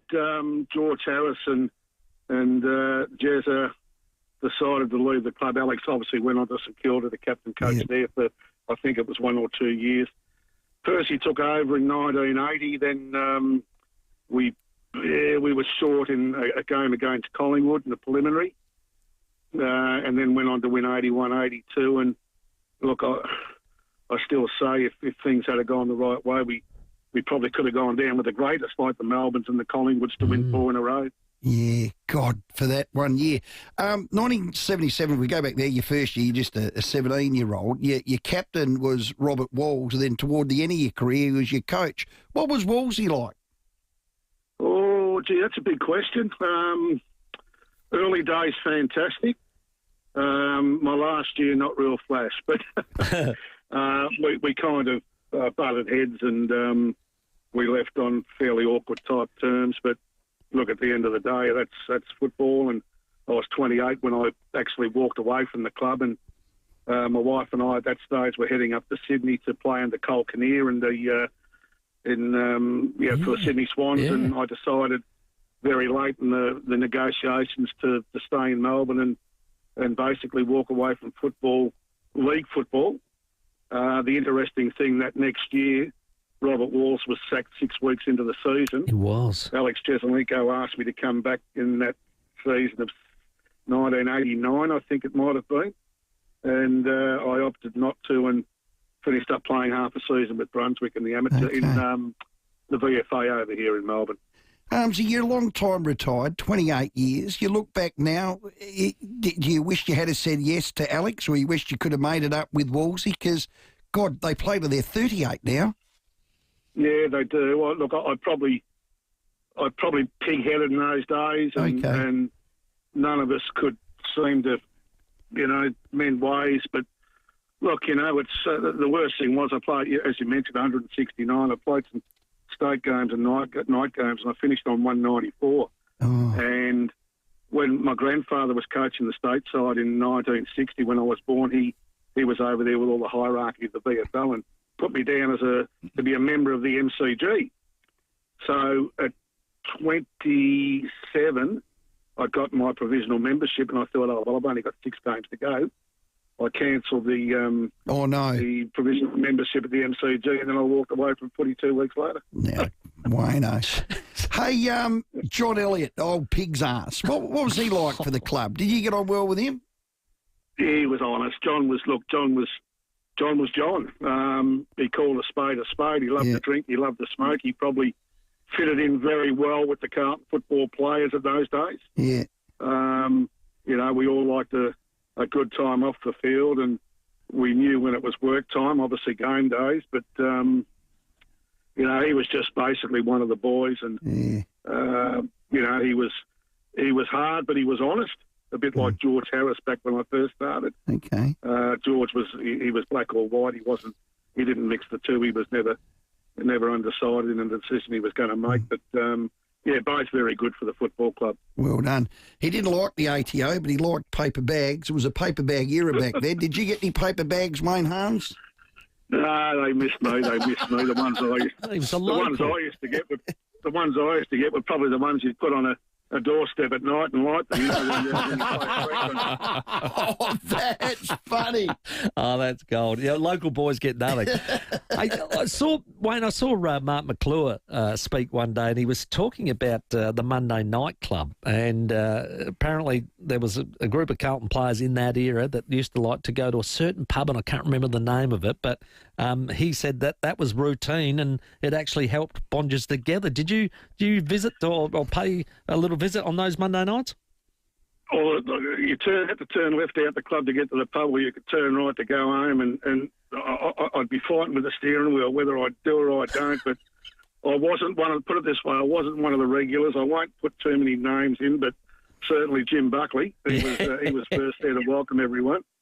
Jono would usually get there, and look, it was okay until David Parkin turned up, and then David used to park outside the pub and take number plates, and it finally stopped after a while. He did say that. Got too serious. Yeah, he did say that.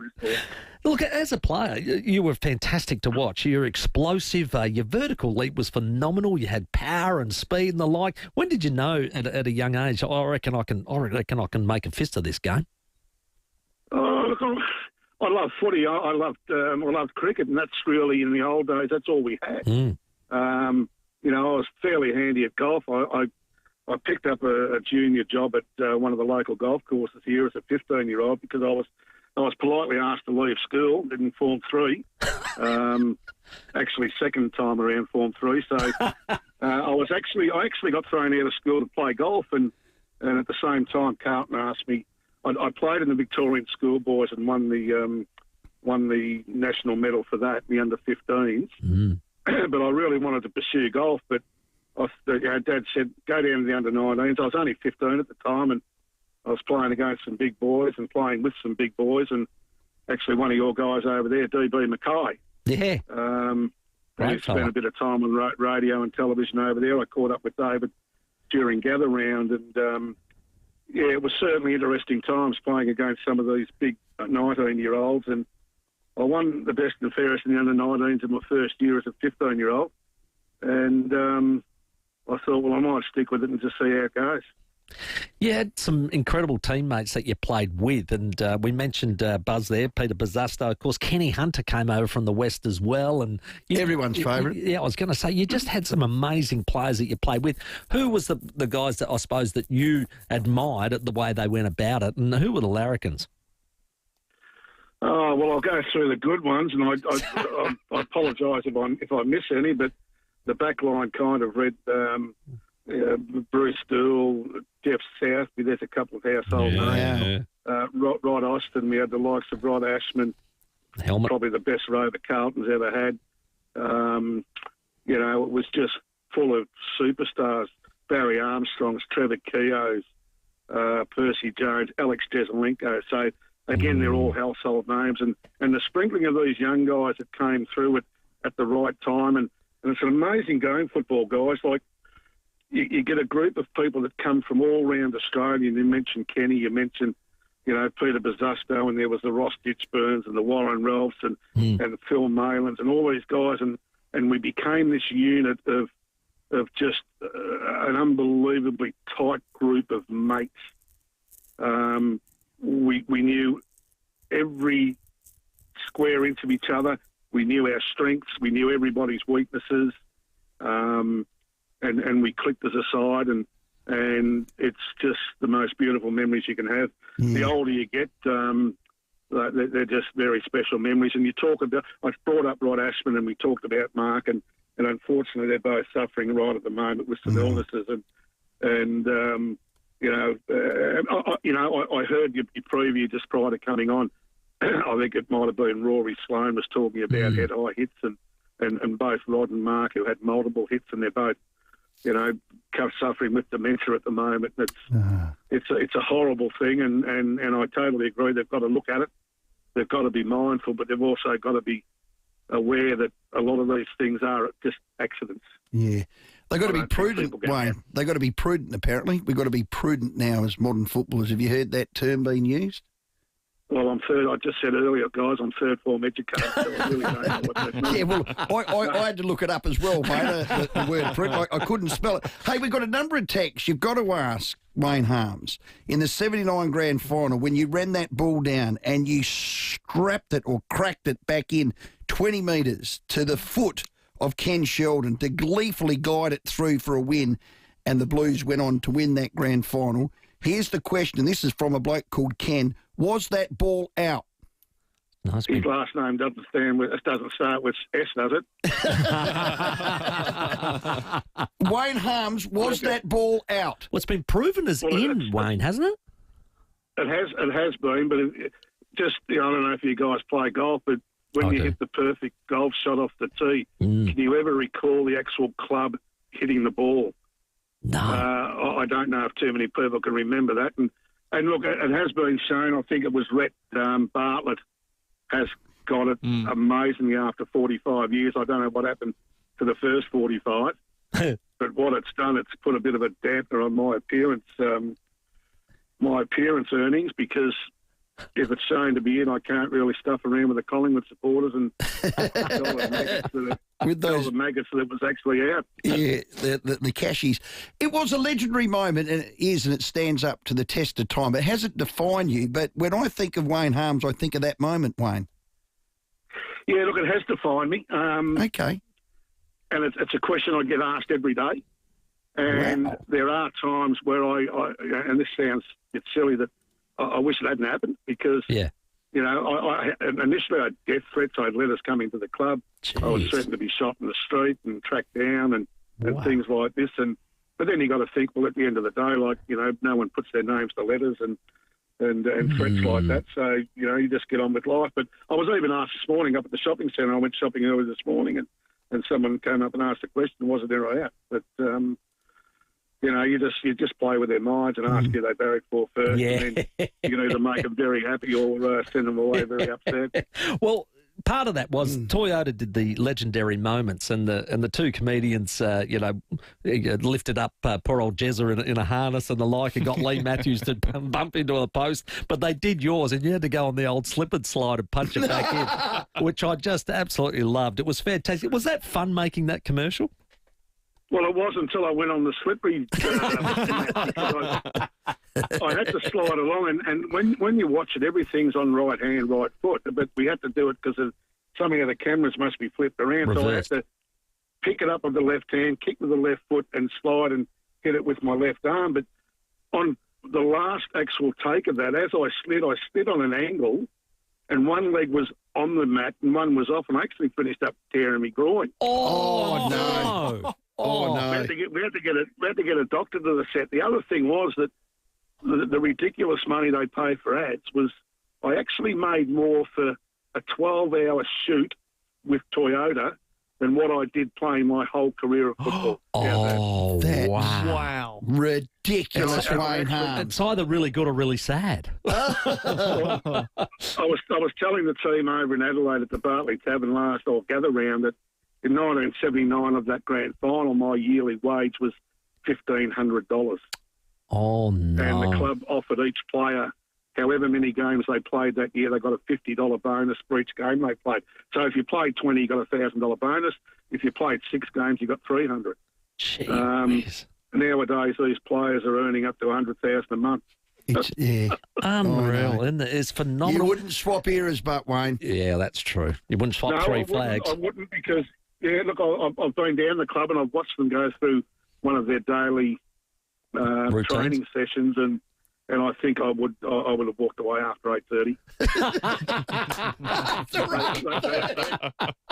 They actually have a thing called a mindful session. Yeah. Where they've got to carry a glass of water between each other 10 metres, and the water's filled to the top of the glass, and they've got to get their breathing right so they don't spill the water. I'm thinking, well, shit, I wonder if that helps them get the football. You know, you did a similar thing in the pub, so you didn't want to spill any when you were passing over to Mark McClure. Well, you can spill anything else bar a beer, surely. Correct. Good man. Love it. Hey, Wayne, thanks very much for your time and reminiscing. We really appreciate it, mate, and a great insight into your career, but also that ad. That was very special. Thank you very much. Hey, thanks for having us, guys. fantastic. The great Wayne Harms, Carlton legend, who grew up barracking for Richmond, whose great-grandfather was Len Smith, great-uncle Norm Smith. Incredible. Wow. Do you know what he sounds like? A bloke I'd love to have a beer with. Oh, not wrong. Eh? Line them up, I say. All thanks to Walco. It's SA's biggest cover-up. Walco's mesh pool cover keeps leaves and debris out of your pool all year round, but it's a very good-looking one. It's pulled super taut and it never sags. It looks awesome. Ask Walco about their mesh pool cover now. That sounds great. 8 minutes to 6. Here's your roads. At Darlington, a 3-car crash, the Southern Expressway to the Marion Road overpass. Brighton, traffic lights out there. Jetty Road at Brighton Road causing delays. And on the freeway near Paketown, just out of Mount Barker, car has hit the barrier, seeing delays inbound. Quite slow at the moment. Osmond Terrace at Norwood. Quite busy. Richmond Road, Richmond, with the Camera-Darley Road at Paradise. You watch, chefs cook, you taste. Book your ticket now for Urban Kitchen in Rondell Mall to experience the best of SA for Tasting Australia. Adelaide's most accurate traffic on 5AA. Rowey and Timmy G on the 5AA Sports Show. Trillions of dollars of your super is invested outside Australia. Bring back Australian super. Throw out career politicians. Make Australia great. Vote 1, Trumpet of Patriots. Authorised by Sue Ellen Wrightson for the Trumpet of Patriots Gold Coast. SEW Eurodrive offers innovative solutions with products and services provided from a single local source. SEW Eurodrive, driving Australian industry since 1982. Is your tech causing chaos? You need Geeks to You. Got a constantly crashing computer, weak Wi-Fi, problematic printer? Our fast and friendly Geeks are available to come to you. No fix, no fee, Geeks guarantee. Geeks to You, part of Officeworks. Unpack the wonder of a remarkable archaeological discovery, the treasures of the Viking Age at the South Australian Museum. See gold, silver and unique heirlooms from the astonishing Galloway Hoard. On now until the 27th of July. Book now at samuseum.sa.gov.au. He good man, Harmsy. Excellent bloke. Yeah. Excellent bloke. I feel like I can call him Harmsy because I just spoke to him for 15 minutes. Yeah, same here. Yeah. Then he'll meet us. Yeah, okay. Hey, use your outdoor area all year round with Louva House. They're the market leader in transforming your outdoor space into a great entertainment area with an opening and closing roof. I'll say that again. It opens and it closes. It's brilliant. A Louva House roof will let in the perfect combination of airflow and sunlight as you need it. Plus, you can use it night and day with options like LED lighting. Now, when the weather might turn a bit ordinary, automatic rain sensing technology keeps everything dry and protected. That's prudent. Oh, very prudent. It's prudent because it can sense the future. And then it opens and closes. Like it. This is a prudent company.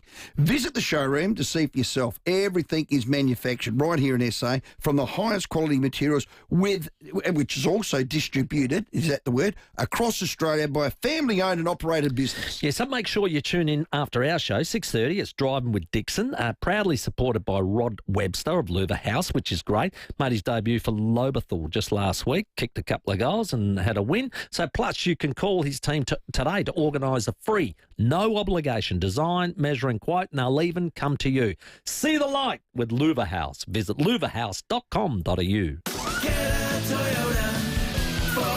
Deliver more with Toyota, the world's #1 forklift brand. Choose from a great range including pallet jacks, walkie stackers and reach forklifts, right up to their leading Toyota counterbalance forklifts. Legendary reliability and safety with cleaner, greener electric options. Toyota can tailor the right forklift solution for you. It's all part of the Toyota Forklift Advantage. For more, visit toyotamaterialhandling.com.au. Get a Toyota forklift. Just call Ken Hall. We'll be there anytime at all. Just call Ken Hall. Dreaming of a beautiful new bathroom? Just call Ken. Ken Hall can transform your space. From a small renovation to a complete makeover. From new taps, basin and shower to a custom bathroom designed just for you.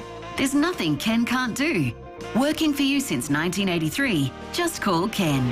Just call Ken Hall.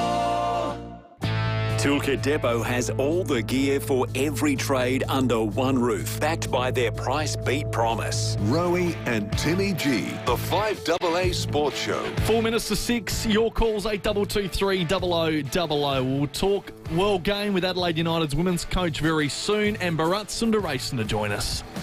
Certainly will. Hello, Julie. Hello, boys. How you going? Hey, Julie. Timmy, and Rowey, is it my imagination, but Are Carlton the masters of managing to get players off of a tribunal hearing? Remember back to Paddy Cripps when he KO'd somebody and he was out cold and he got off, they appealed and he won the Brownlow. That was his first one. And I can't remember the next player who got off, but they managed to get another one off.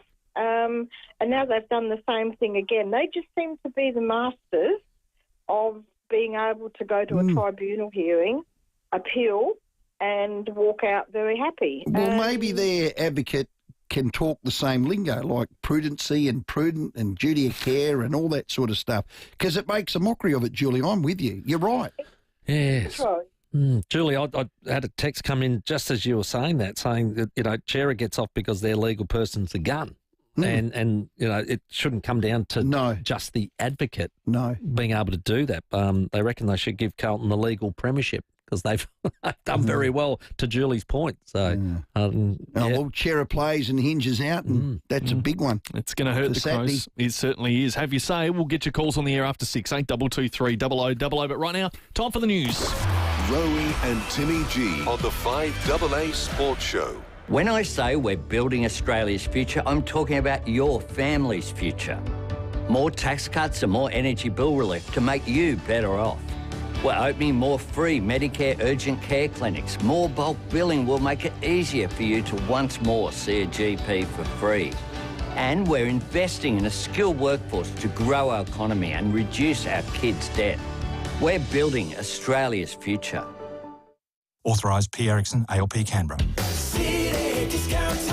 Get saving now with City Discount Tyres. We're offering great deals on the world's top brands in tyres, wheels, suspension and parts. Suitable for four-wheel drives, SUVs and passenger cars, including Falcon, Michelin, Pirelli, Kumho, Hankook and many more.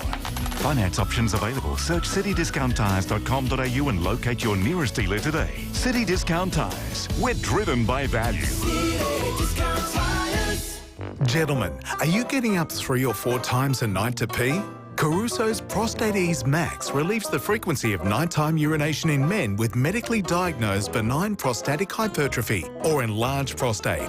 So if you'd like to pee less and sleep more, try Caruso's Prostate Ease Max. Available from leading pharmacies and health stores. Always read the label and follow the directions for use. If you've not had your symptoms diagnosed or if your symptoms persist or worsen, consult a medical practitioner. Sharman Shelving isn't just for business and affordable van fit-outs. Sharman Shelving can transform your garage too. Their Aussie tough steel shelving, workbenches and cupboards look great and are built to last. Every time your garage door opens, you'll be bursting with pride at how great it looks. Call Sharman Shelving and get Georgia Bill to swing by for a free measure and quote. Check out sharmanshelving.com.au, follow on Facebook or take a look on Instagram. Go Harvey Norman. April's super deals on now. Save over $500 on Sony's 75-inch 4K TV. Save $600 on Electrolux French door fridge. Save $200 on Acer Aspire Intel Core i5 laptop.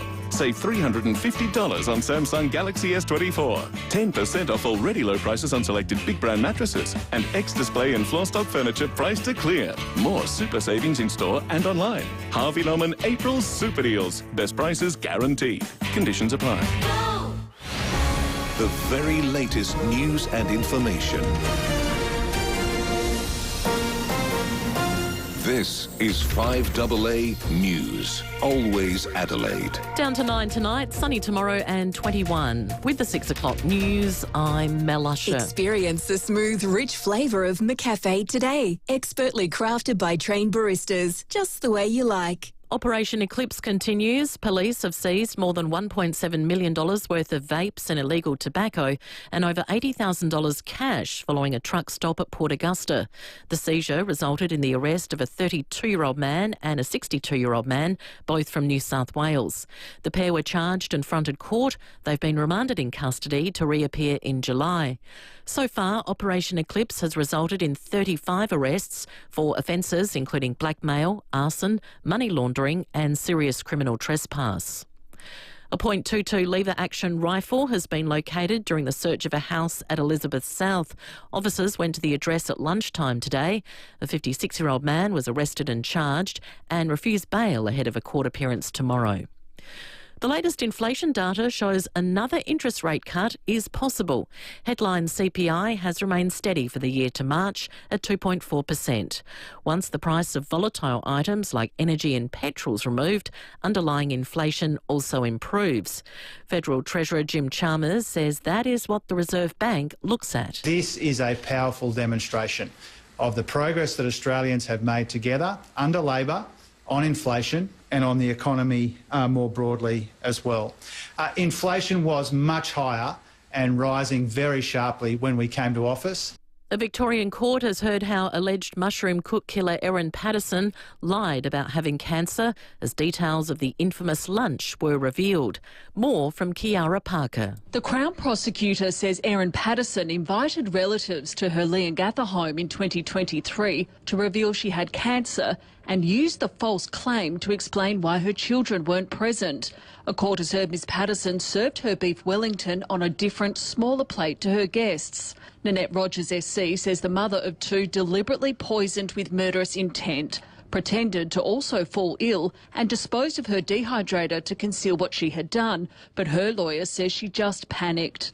The prosecution believes Ms Patterson did not consume death cap mushrooms and didn't really feed leftovers to her children, which is why she was reluctant to have them medically assessed. Their case will not suggest a particular motive. Defence barrister Colin Mandy argues Ms Patterson did not deliberately serve poisonous food and did not intend to cause harm to anyone, describing the tragedy as a terrible accident, and told the jury their starting point should be that Erin Patterson is innocent. She's pleaded not guilty to 3 counts of murder and 1 count of attempted murder.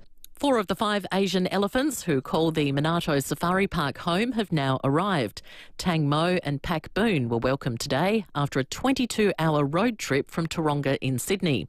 They joined Burma and Permai. These visitors excited by the arrival. I would have liked to have seen this, you know, the trunk swinging around. We're really excited. Like, we come to see the elephants. I absolutely love them. It's one of my favourite animals. We saw the cranes lifting their containers in. Very impressive, and I think that will help in the breeding program when they get another male coming in. That audio thanks to 9. Now turning to 5AA Sport. Flash sale event now on at Gasman. For 6 days, enjoy up to 50% off selected styles. Ends Sunday. Adelaide's Mitch Hinge says he's gutted to miss this weekend of footy after the tribunal upheld his 1-game ban for striking. He'll sit out the home clash against Carlton. Hinge says he did not intend to strike Andrew Brayshaw on Anzac Day, but it is what it is. Like, I actually am full support of the AFL looking after the players' heads and things like that. And, you know, maybe the optics weren't amazing on, like, you know, my situation, but again, I felt like it was a bit more of an accidental thing. It's disappointing for me, and obviously I want to play and I want to help the team win games of footy. Matt Crouch will also miss the clash against Carlton with a hip injury, while Port Adelaide head to Ballarat this weekend to play the Western Bulldogs. Adelaide United striker Archie Goodwin has been ruled out for 4 to 6 weeks with a hamstring injury, and PSG take a 1-0 lead after defeating Arsenal in the first leg of their Champions League semi-final. Now checking 5AA traffic. At Darlington, a 3-car crash on the Southern Expressway did the Marion Road overpass, causing delays at the moment. Brighton got trail lights out Jetty Road at Brighton Road, causing quite big delays back to Tapley's Hill Road. And on the freeway near Paytown, just out of Mount Barker, a car has hit a barrier there, seeing delays inbound. Camera 2 tonight, Hectorville Road at Hectorville. Get business ready with Telstra Business Internet. It has your business covered with reliable connectivity, network monitoring and specialist business support. Visit Telstra today. Adelaide's most accurate traffic on 5AA. Now the 5AA forecast. Get the Toyota Forklift Advantage. Visit toyotamaterialhandling.com.au. Dropping to 9 overnight, sunny for your Thursday, 21. Friday, sunny and 23. Saturday, mostly sunny, 25. Right now, it's 15 degrees. Now let's hear what's happening on 9 News tonight. In your suburb. Good evening from Port Noarlunga. Across your state. A sombre scene here in Bordertown tonight. 9 News is covering the stories that matter to South Australians. We begin with breaking news tonight. South Australian parents urged to be extra vigilant. Because your home is our home. Adelaide is your city. 9 is your news. Stay informed, get involved. 5AA, always Adelaide. Toolkit Depot has all the gear for every trade under one roof, backed by their price beat promise. Rowey and Timmy G, the 5AA Sports Show. 7 after 6, we'll talk Adelaide United women's semi-finals with our Reds coach Adrian Stenter very shortly, driving with Dixon to follow at 6:30 tonight. And if you want to win showdown tickets for the first one of the year coming up in a couple of weeks' time, we can get you tickets here on 5AA, plus a night's accommodation at the Pullman Adelaide. For your chance to win, head to 5AA.com.au or through the 5AA player app. Just stream 5AA and you're in the draw. It is that easy. You can kick off your AFL experience at Pullman Adelaide, the top stay for footy fans in the East End. Book now at pullmanadelaide.com.au. But right now, let's get stuck into a really interesting story. We're seeing a superstar born before our eyes in the IPL, all thanks to Parafield Airport Liquor, home of the hardest to find wines, beers and spirits. Life is better with your pals. Deep mid-wicket, over him. 100 of just 35 balls. It's the 14-year-old boy. Well, 14 years and 32 days, the first IPL century in 35 balls. Unbelievable. It's captured, if you like, the cricketing world psyche. We thought we'd get one of our favourites on, Bharat Sundaresan, to talk about it, thanks to Powers. Bharat, this kid's a wonder kid. Tell us about him. Oh, and it's not just the world of cricket. But I saw him on Sports Center on ESPN this morning, so he's taking over the world at the moment. He's been in the news for the last 8 or so months. I think he burst onto the scene, guys, when he made 158 balls in a red ball game against Australia under-19 in Chennai. And I remember speaking to Carl Hooper, who was batting coach with the Australian under-19 team, and he was just overawed by how a 13-year-old was striking the ball the way the kid was. And then he makes it to the IPL, gets a pretty decent sum. He has a few franchises vying for his services at auction. Then he makes his debut just 10 days ago, hits his first ball for 6, and everybody's wowed. But nobody would have imagined that he would go on to then make the second fastest century in the IPL. And you're talking about someone who wasn't even born when India won the 2000 World Cup. It's almost silly how young he is. Oh, it's unreal. Describe him as a cricketer. Is he Virat Kohli? Is he Sachin Tendulkar? Is he a grafter? Is he a slogger? Does he have technique? Well, it's T20, so he's a slogger. He grew up watching YouTube videos of Brian Lara, who had retired, I think, 5 years before he was born. But again, tells you about how young he is. So he's styled himself on Brian Lara, which is a tall order. But look, he scored runs, like I said, in a red ball game against Australia under-19, he made 158 balls. He can hit it everywhere. And the first 6 he hit, I mean, it takes some skill to hit a ball over extra cover for 6. And it came off Shardul Thakur on debut, like I mentioned, who's a test bowler. And his 100 the other night came against the likes of Mohammad Siraj, who we've seen here, Ishan Sharma, who we've seen a lot in Australia, and the great Rashid Khan, so he was probably the greatest T20 bowler ever. So he's taking down all comers. He's hitting sixes everywhere, 11 sixes in that inning. There's just something extraordinary about this kid. Now I'm going to pronounce his name, Bharat. Vaibhav Suryavanshi. How'd I go? Not bad. Vaibhav Suryavanshi, yeah. I mean, you maybe just one syllable here or there, but we'll be hearing a lot about him, so get used to saying his name, because I just get a feeling, when you are a prodigy of the way he is, I mean, he's extreme, he's 14, but, I remember Sachin Tendulkar, you read about him, they wanted to push him into Test cricket at 14, and they were like, maybe he's not ready as a human being, not as a cricketer. Correct. And they put that debut off by 2 years, and then he makes his debut at 16 in 1989. So, it's incredible. And at a time when, we were just celebrating Yashasvi Jaiswal, who made 100 in Perth, as being the future of Indian cricket, now we have someone who's nearly 10 years younger than him, and we're already talking about him possibly taking over the world of cricket. We'll have to wait and see, but it just feels like more than just a flash in the pan. Who protected Tendulkar back then? My only concern for this young talent is a child being allowed to be a child, a kid allowed being a kid. And you're an adult a long time, as we're finding out right now. And as much as we perhaps, don't mature as much as we could, it is a fact that you only get that one childhood. And I'm just wondering who's protecting him, because he's going to get an incredible amount of focus. Like 444,000 followers on Instagram overnight, by the way, when he made that 100. 444,000. So, and that would have grown by now in 2 days' time. Yeah. Look, I think it's a very good point. Sachin Tendulkar had a very grounded middle-class family in Bombay, which protected him, his dad and everyone around him. And at the same time, there was another prodigy called Vinod Kambli who fell away. Now, this kid, his family background is not great in terms of his father's faced a lot of hardships.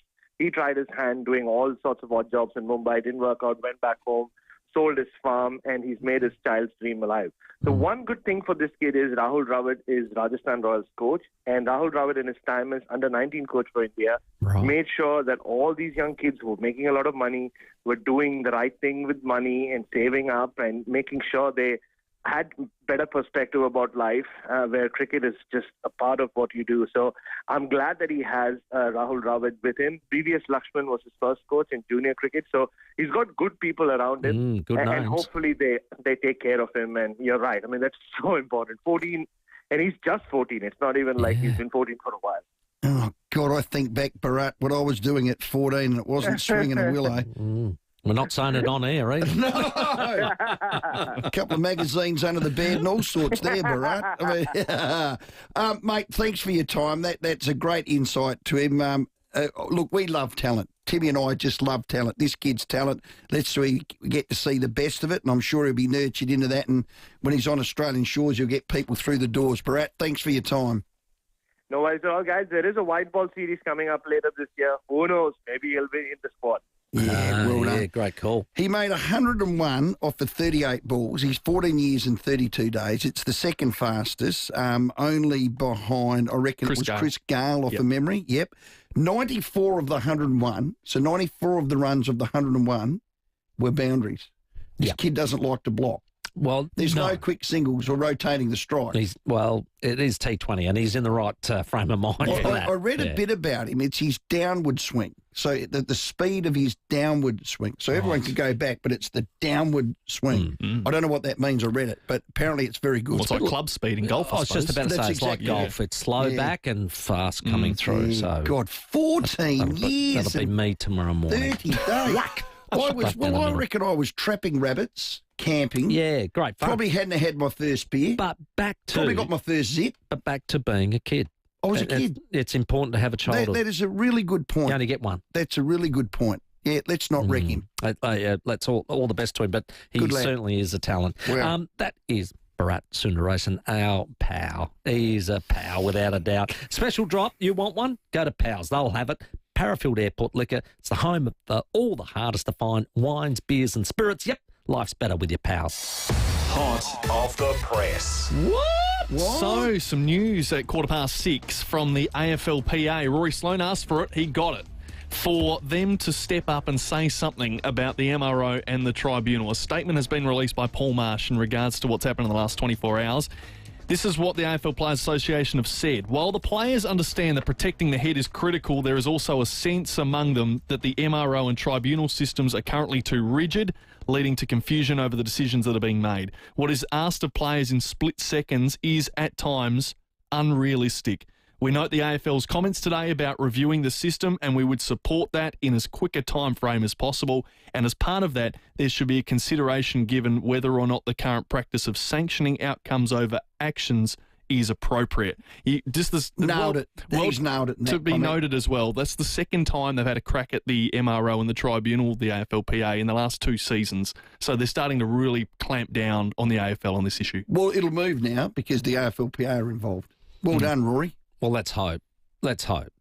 This has happened before, as Sam just mentioned, and we've heard Jimmy Bartel go on about it. And Glacial. Correct. Glacial. And they'll get a committee together and they'll look into it. And have you heard anything about the technology about the chip and the ball and all that? Oh, trialling that for 3 years. Yeah, just keep trialling it. Glacial. Yeah, glacial. Let's get to a break. It's 6:16. We'll talk to Adrian Stenter, our women's coach of the Adelaide United side, are into a semi-final next. The 5AA Sports Show with Rowey and Timmy G. The 2025 federal election is here, and 5AA is keeping you informed. There is a real choice. I want that industry to grow. Join us Saturday night for up-to-the-minute updates as the numbers roll in. From 7 p.m, Matthew Pantelis will set the scene with the early trends before David Pemberthy and Will Goodings take you through the decisive moments as the result becomes clear. I put forward a positive agenda. People have lost faith in this government. The coverage rolls on until midnight as Sam Daddo keeps you updated and takes your calls. I'm absolutely proud of our achievements. The 2025 federal election on 5AA. Always informative. Always Adelaide. Catch 5AA each Thursday night from 6 as Adelaide United star midfielder Stephen Moore presents The World Game. It's the very latest in the world of football, thanks to Football SA, bringing South Australian communities together. Here's some news to make you feel better. Federal Labor has opened 5 free Medicare urgent care clinics in Adelaide, with another opening soon. And will also deliver more bulk billing for all South Australians. Authorised A. Burke, Australian Labor Party, Adelaide. Oh, here's one. Hey, you leaving, mate? Yeah, one sec, buddy. Okay, no worries. Oh, come on. Hurry up. Hurry up. Hurry up.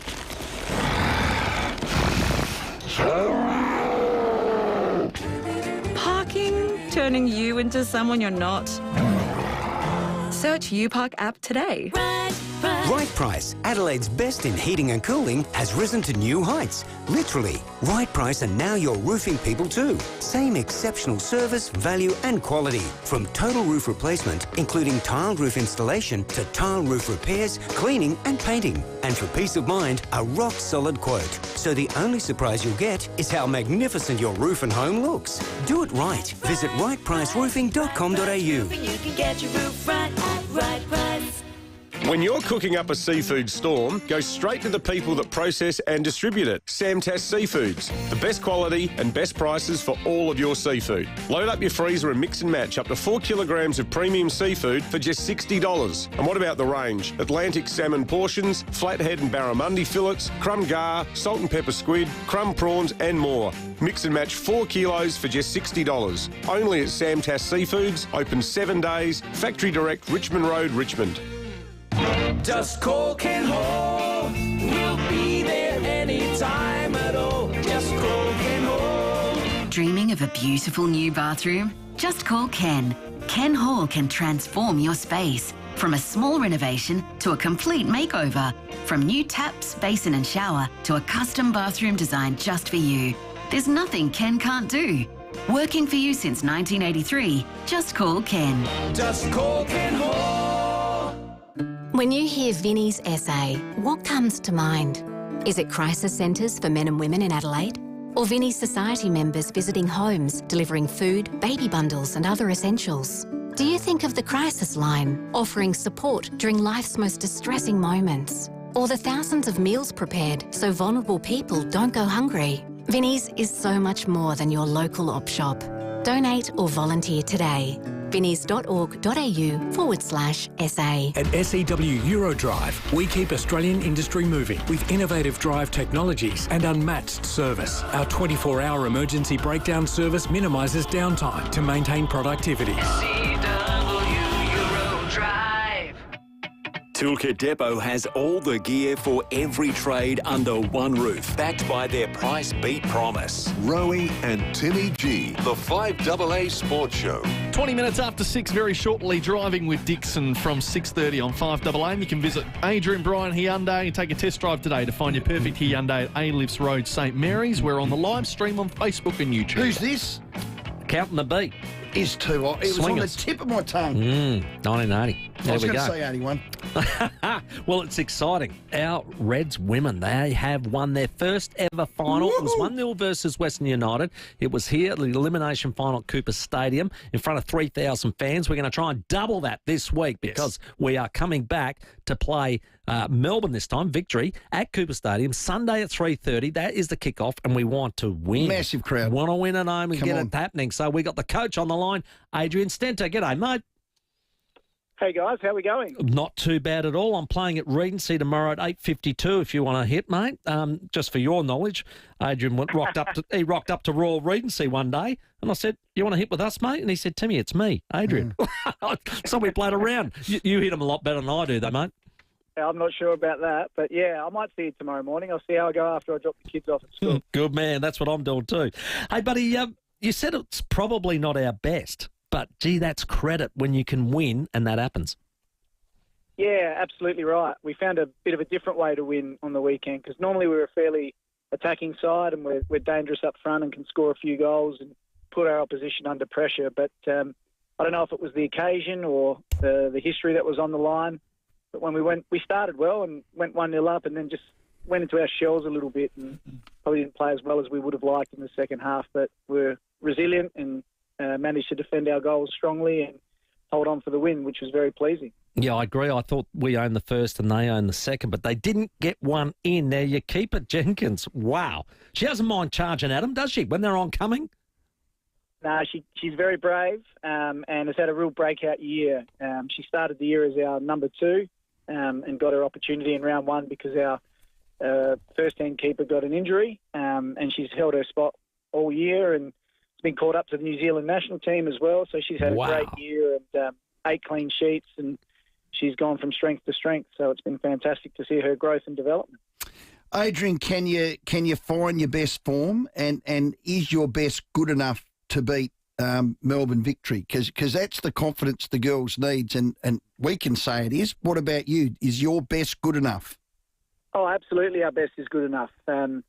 We've lost both games this year to Melbourne Victory, but they've needed to score really impressive goals in injury time in both games to get past us. So, and we haven't actually got a chance to play them yet with our full-strength side. So we've always had 1 or 2 injuries or a couple of players out. So we're pretty close to full strength for this 2-legged semi-final, and we'll go into the game with a lot of confidence knowing that our best is definitely good enough to get the result that we want.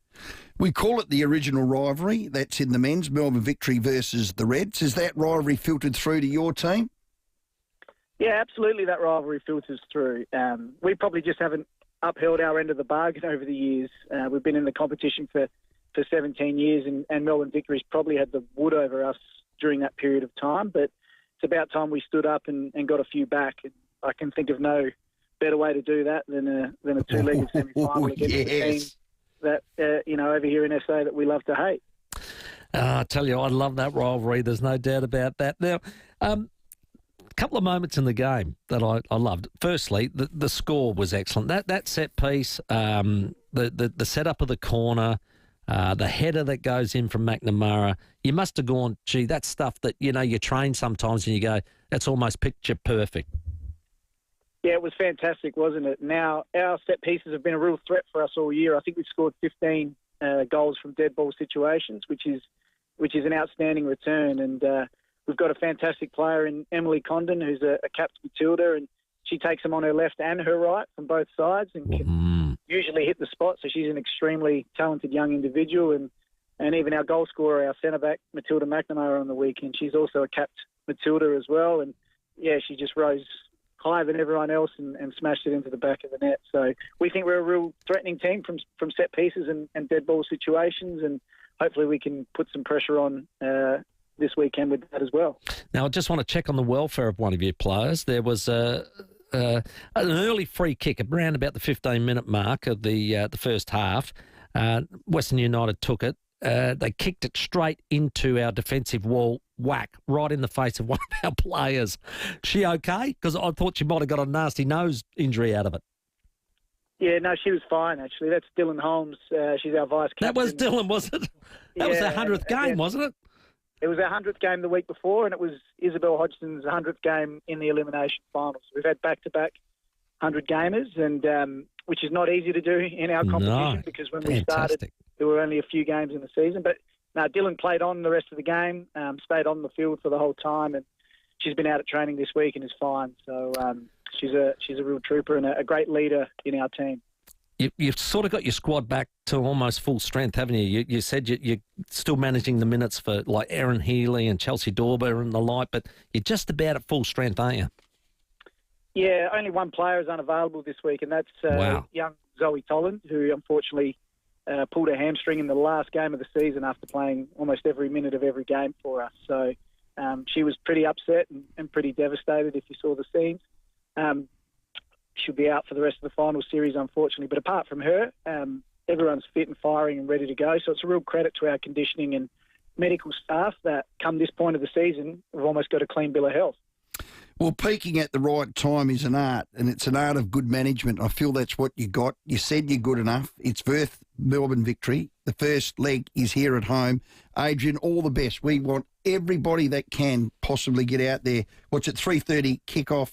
The second leg is Saturday in Melbourne. So, mate, all the best, Adrian. We're right behind you, mate. We'd love to see you. What do you say when you kick someone off the park in soccer terms of the World Cup? I hope you kick their ass. I hope you whoop them. Adrian, I hope you whoop them. What's a term, Adrian? Give me a term. I hope you absolutely smash the living suitcase out of them. Yeah, kick them off the park is probably a good one. So you should have gone with the first one. We'd love a big crowd out there. We'd love double what we got for our first final, and if everyone that came along can bring a friend, and any parochial South Australian supporter could come out, that would be great, and we'd love that. So thanks very much for your time, guys. Awesome. All the best with it. That is our Reds women's coach, Adrian Stenter. They've got their final against Melbourne victory, the first of two legs, and it's at Cooper Stadium this Sunday, 3:30. All the best. Getting some feedback about Timmy inviting Adrian for a game of golf. Kev's joined in. Hey, Tim, sorry I can't make golf tomorrow. I actually work. Well, my apologies, Kev, but is everyone invited? Are they? Timmy, I didn't play sample. Sorry, Timmy. Kev, I don't want to alarm you, but I tell you what, I didn't make any money out of sample where I'm retired. Let me tell you right now, mate. I might be like Wayne Arms. I need a Toyota ad. I'm fixing windscreens. You do that as well. I'll drop the grandkids off first and then the lot. So good luck. Driving with Dixon. Coming up next, see you tomorrow at 4. Rowey and Timmy G on the 5AA Sports Show. Terrific news in the last 24 hours. After 5 years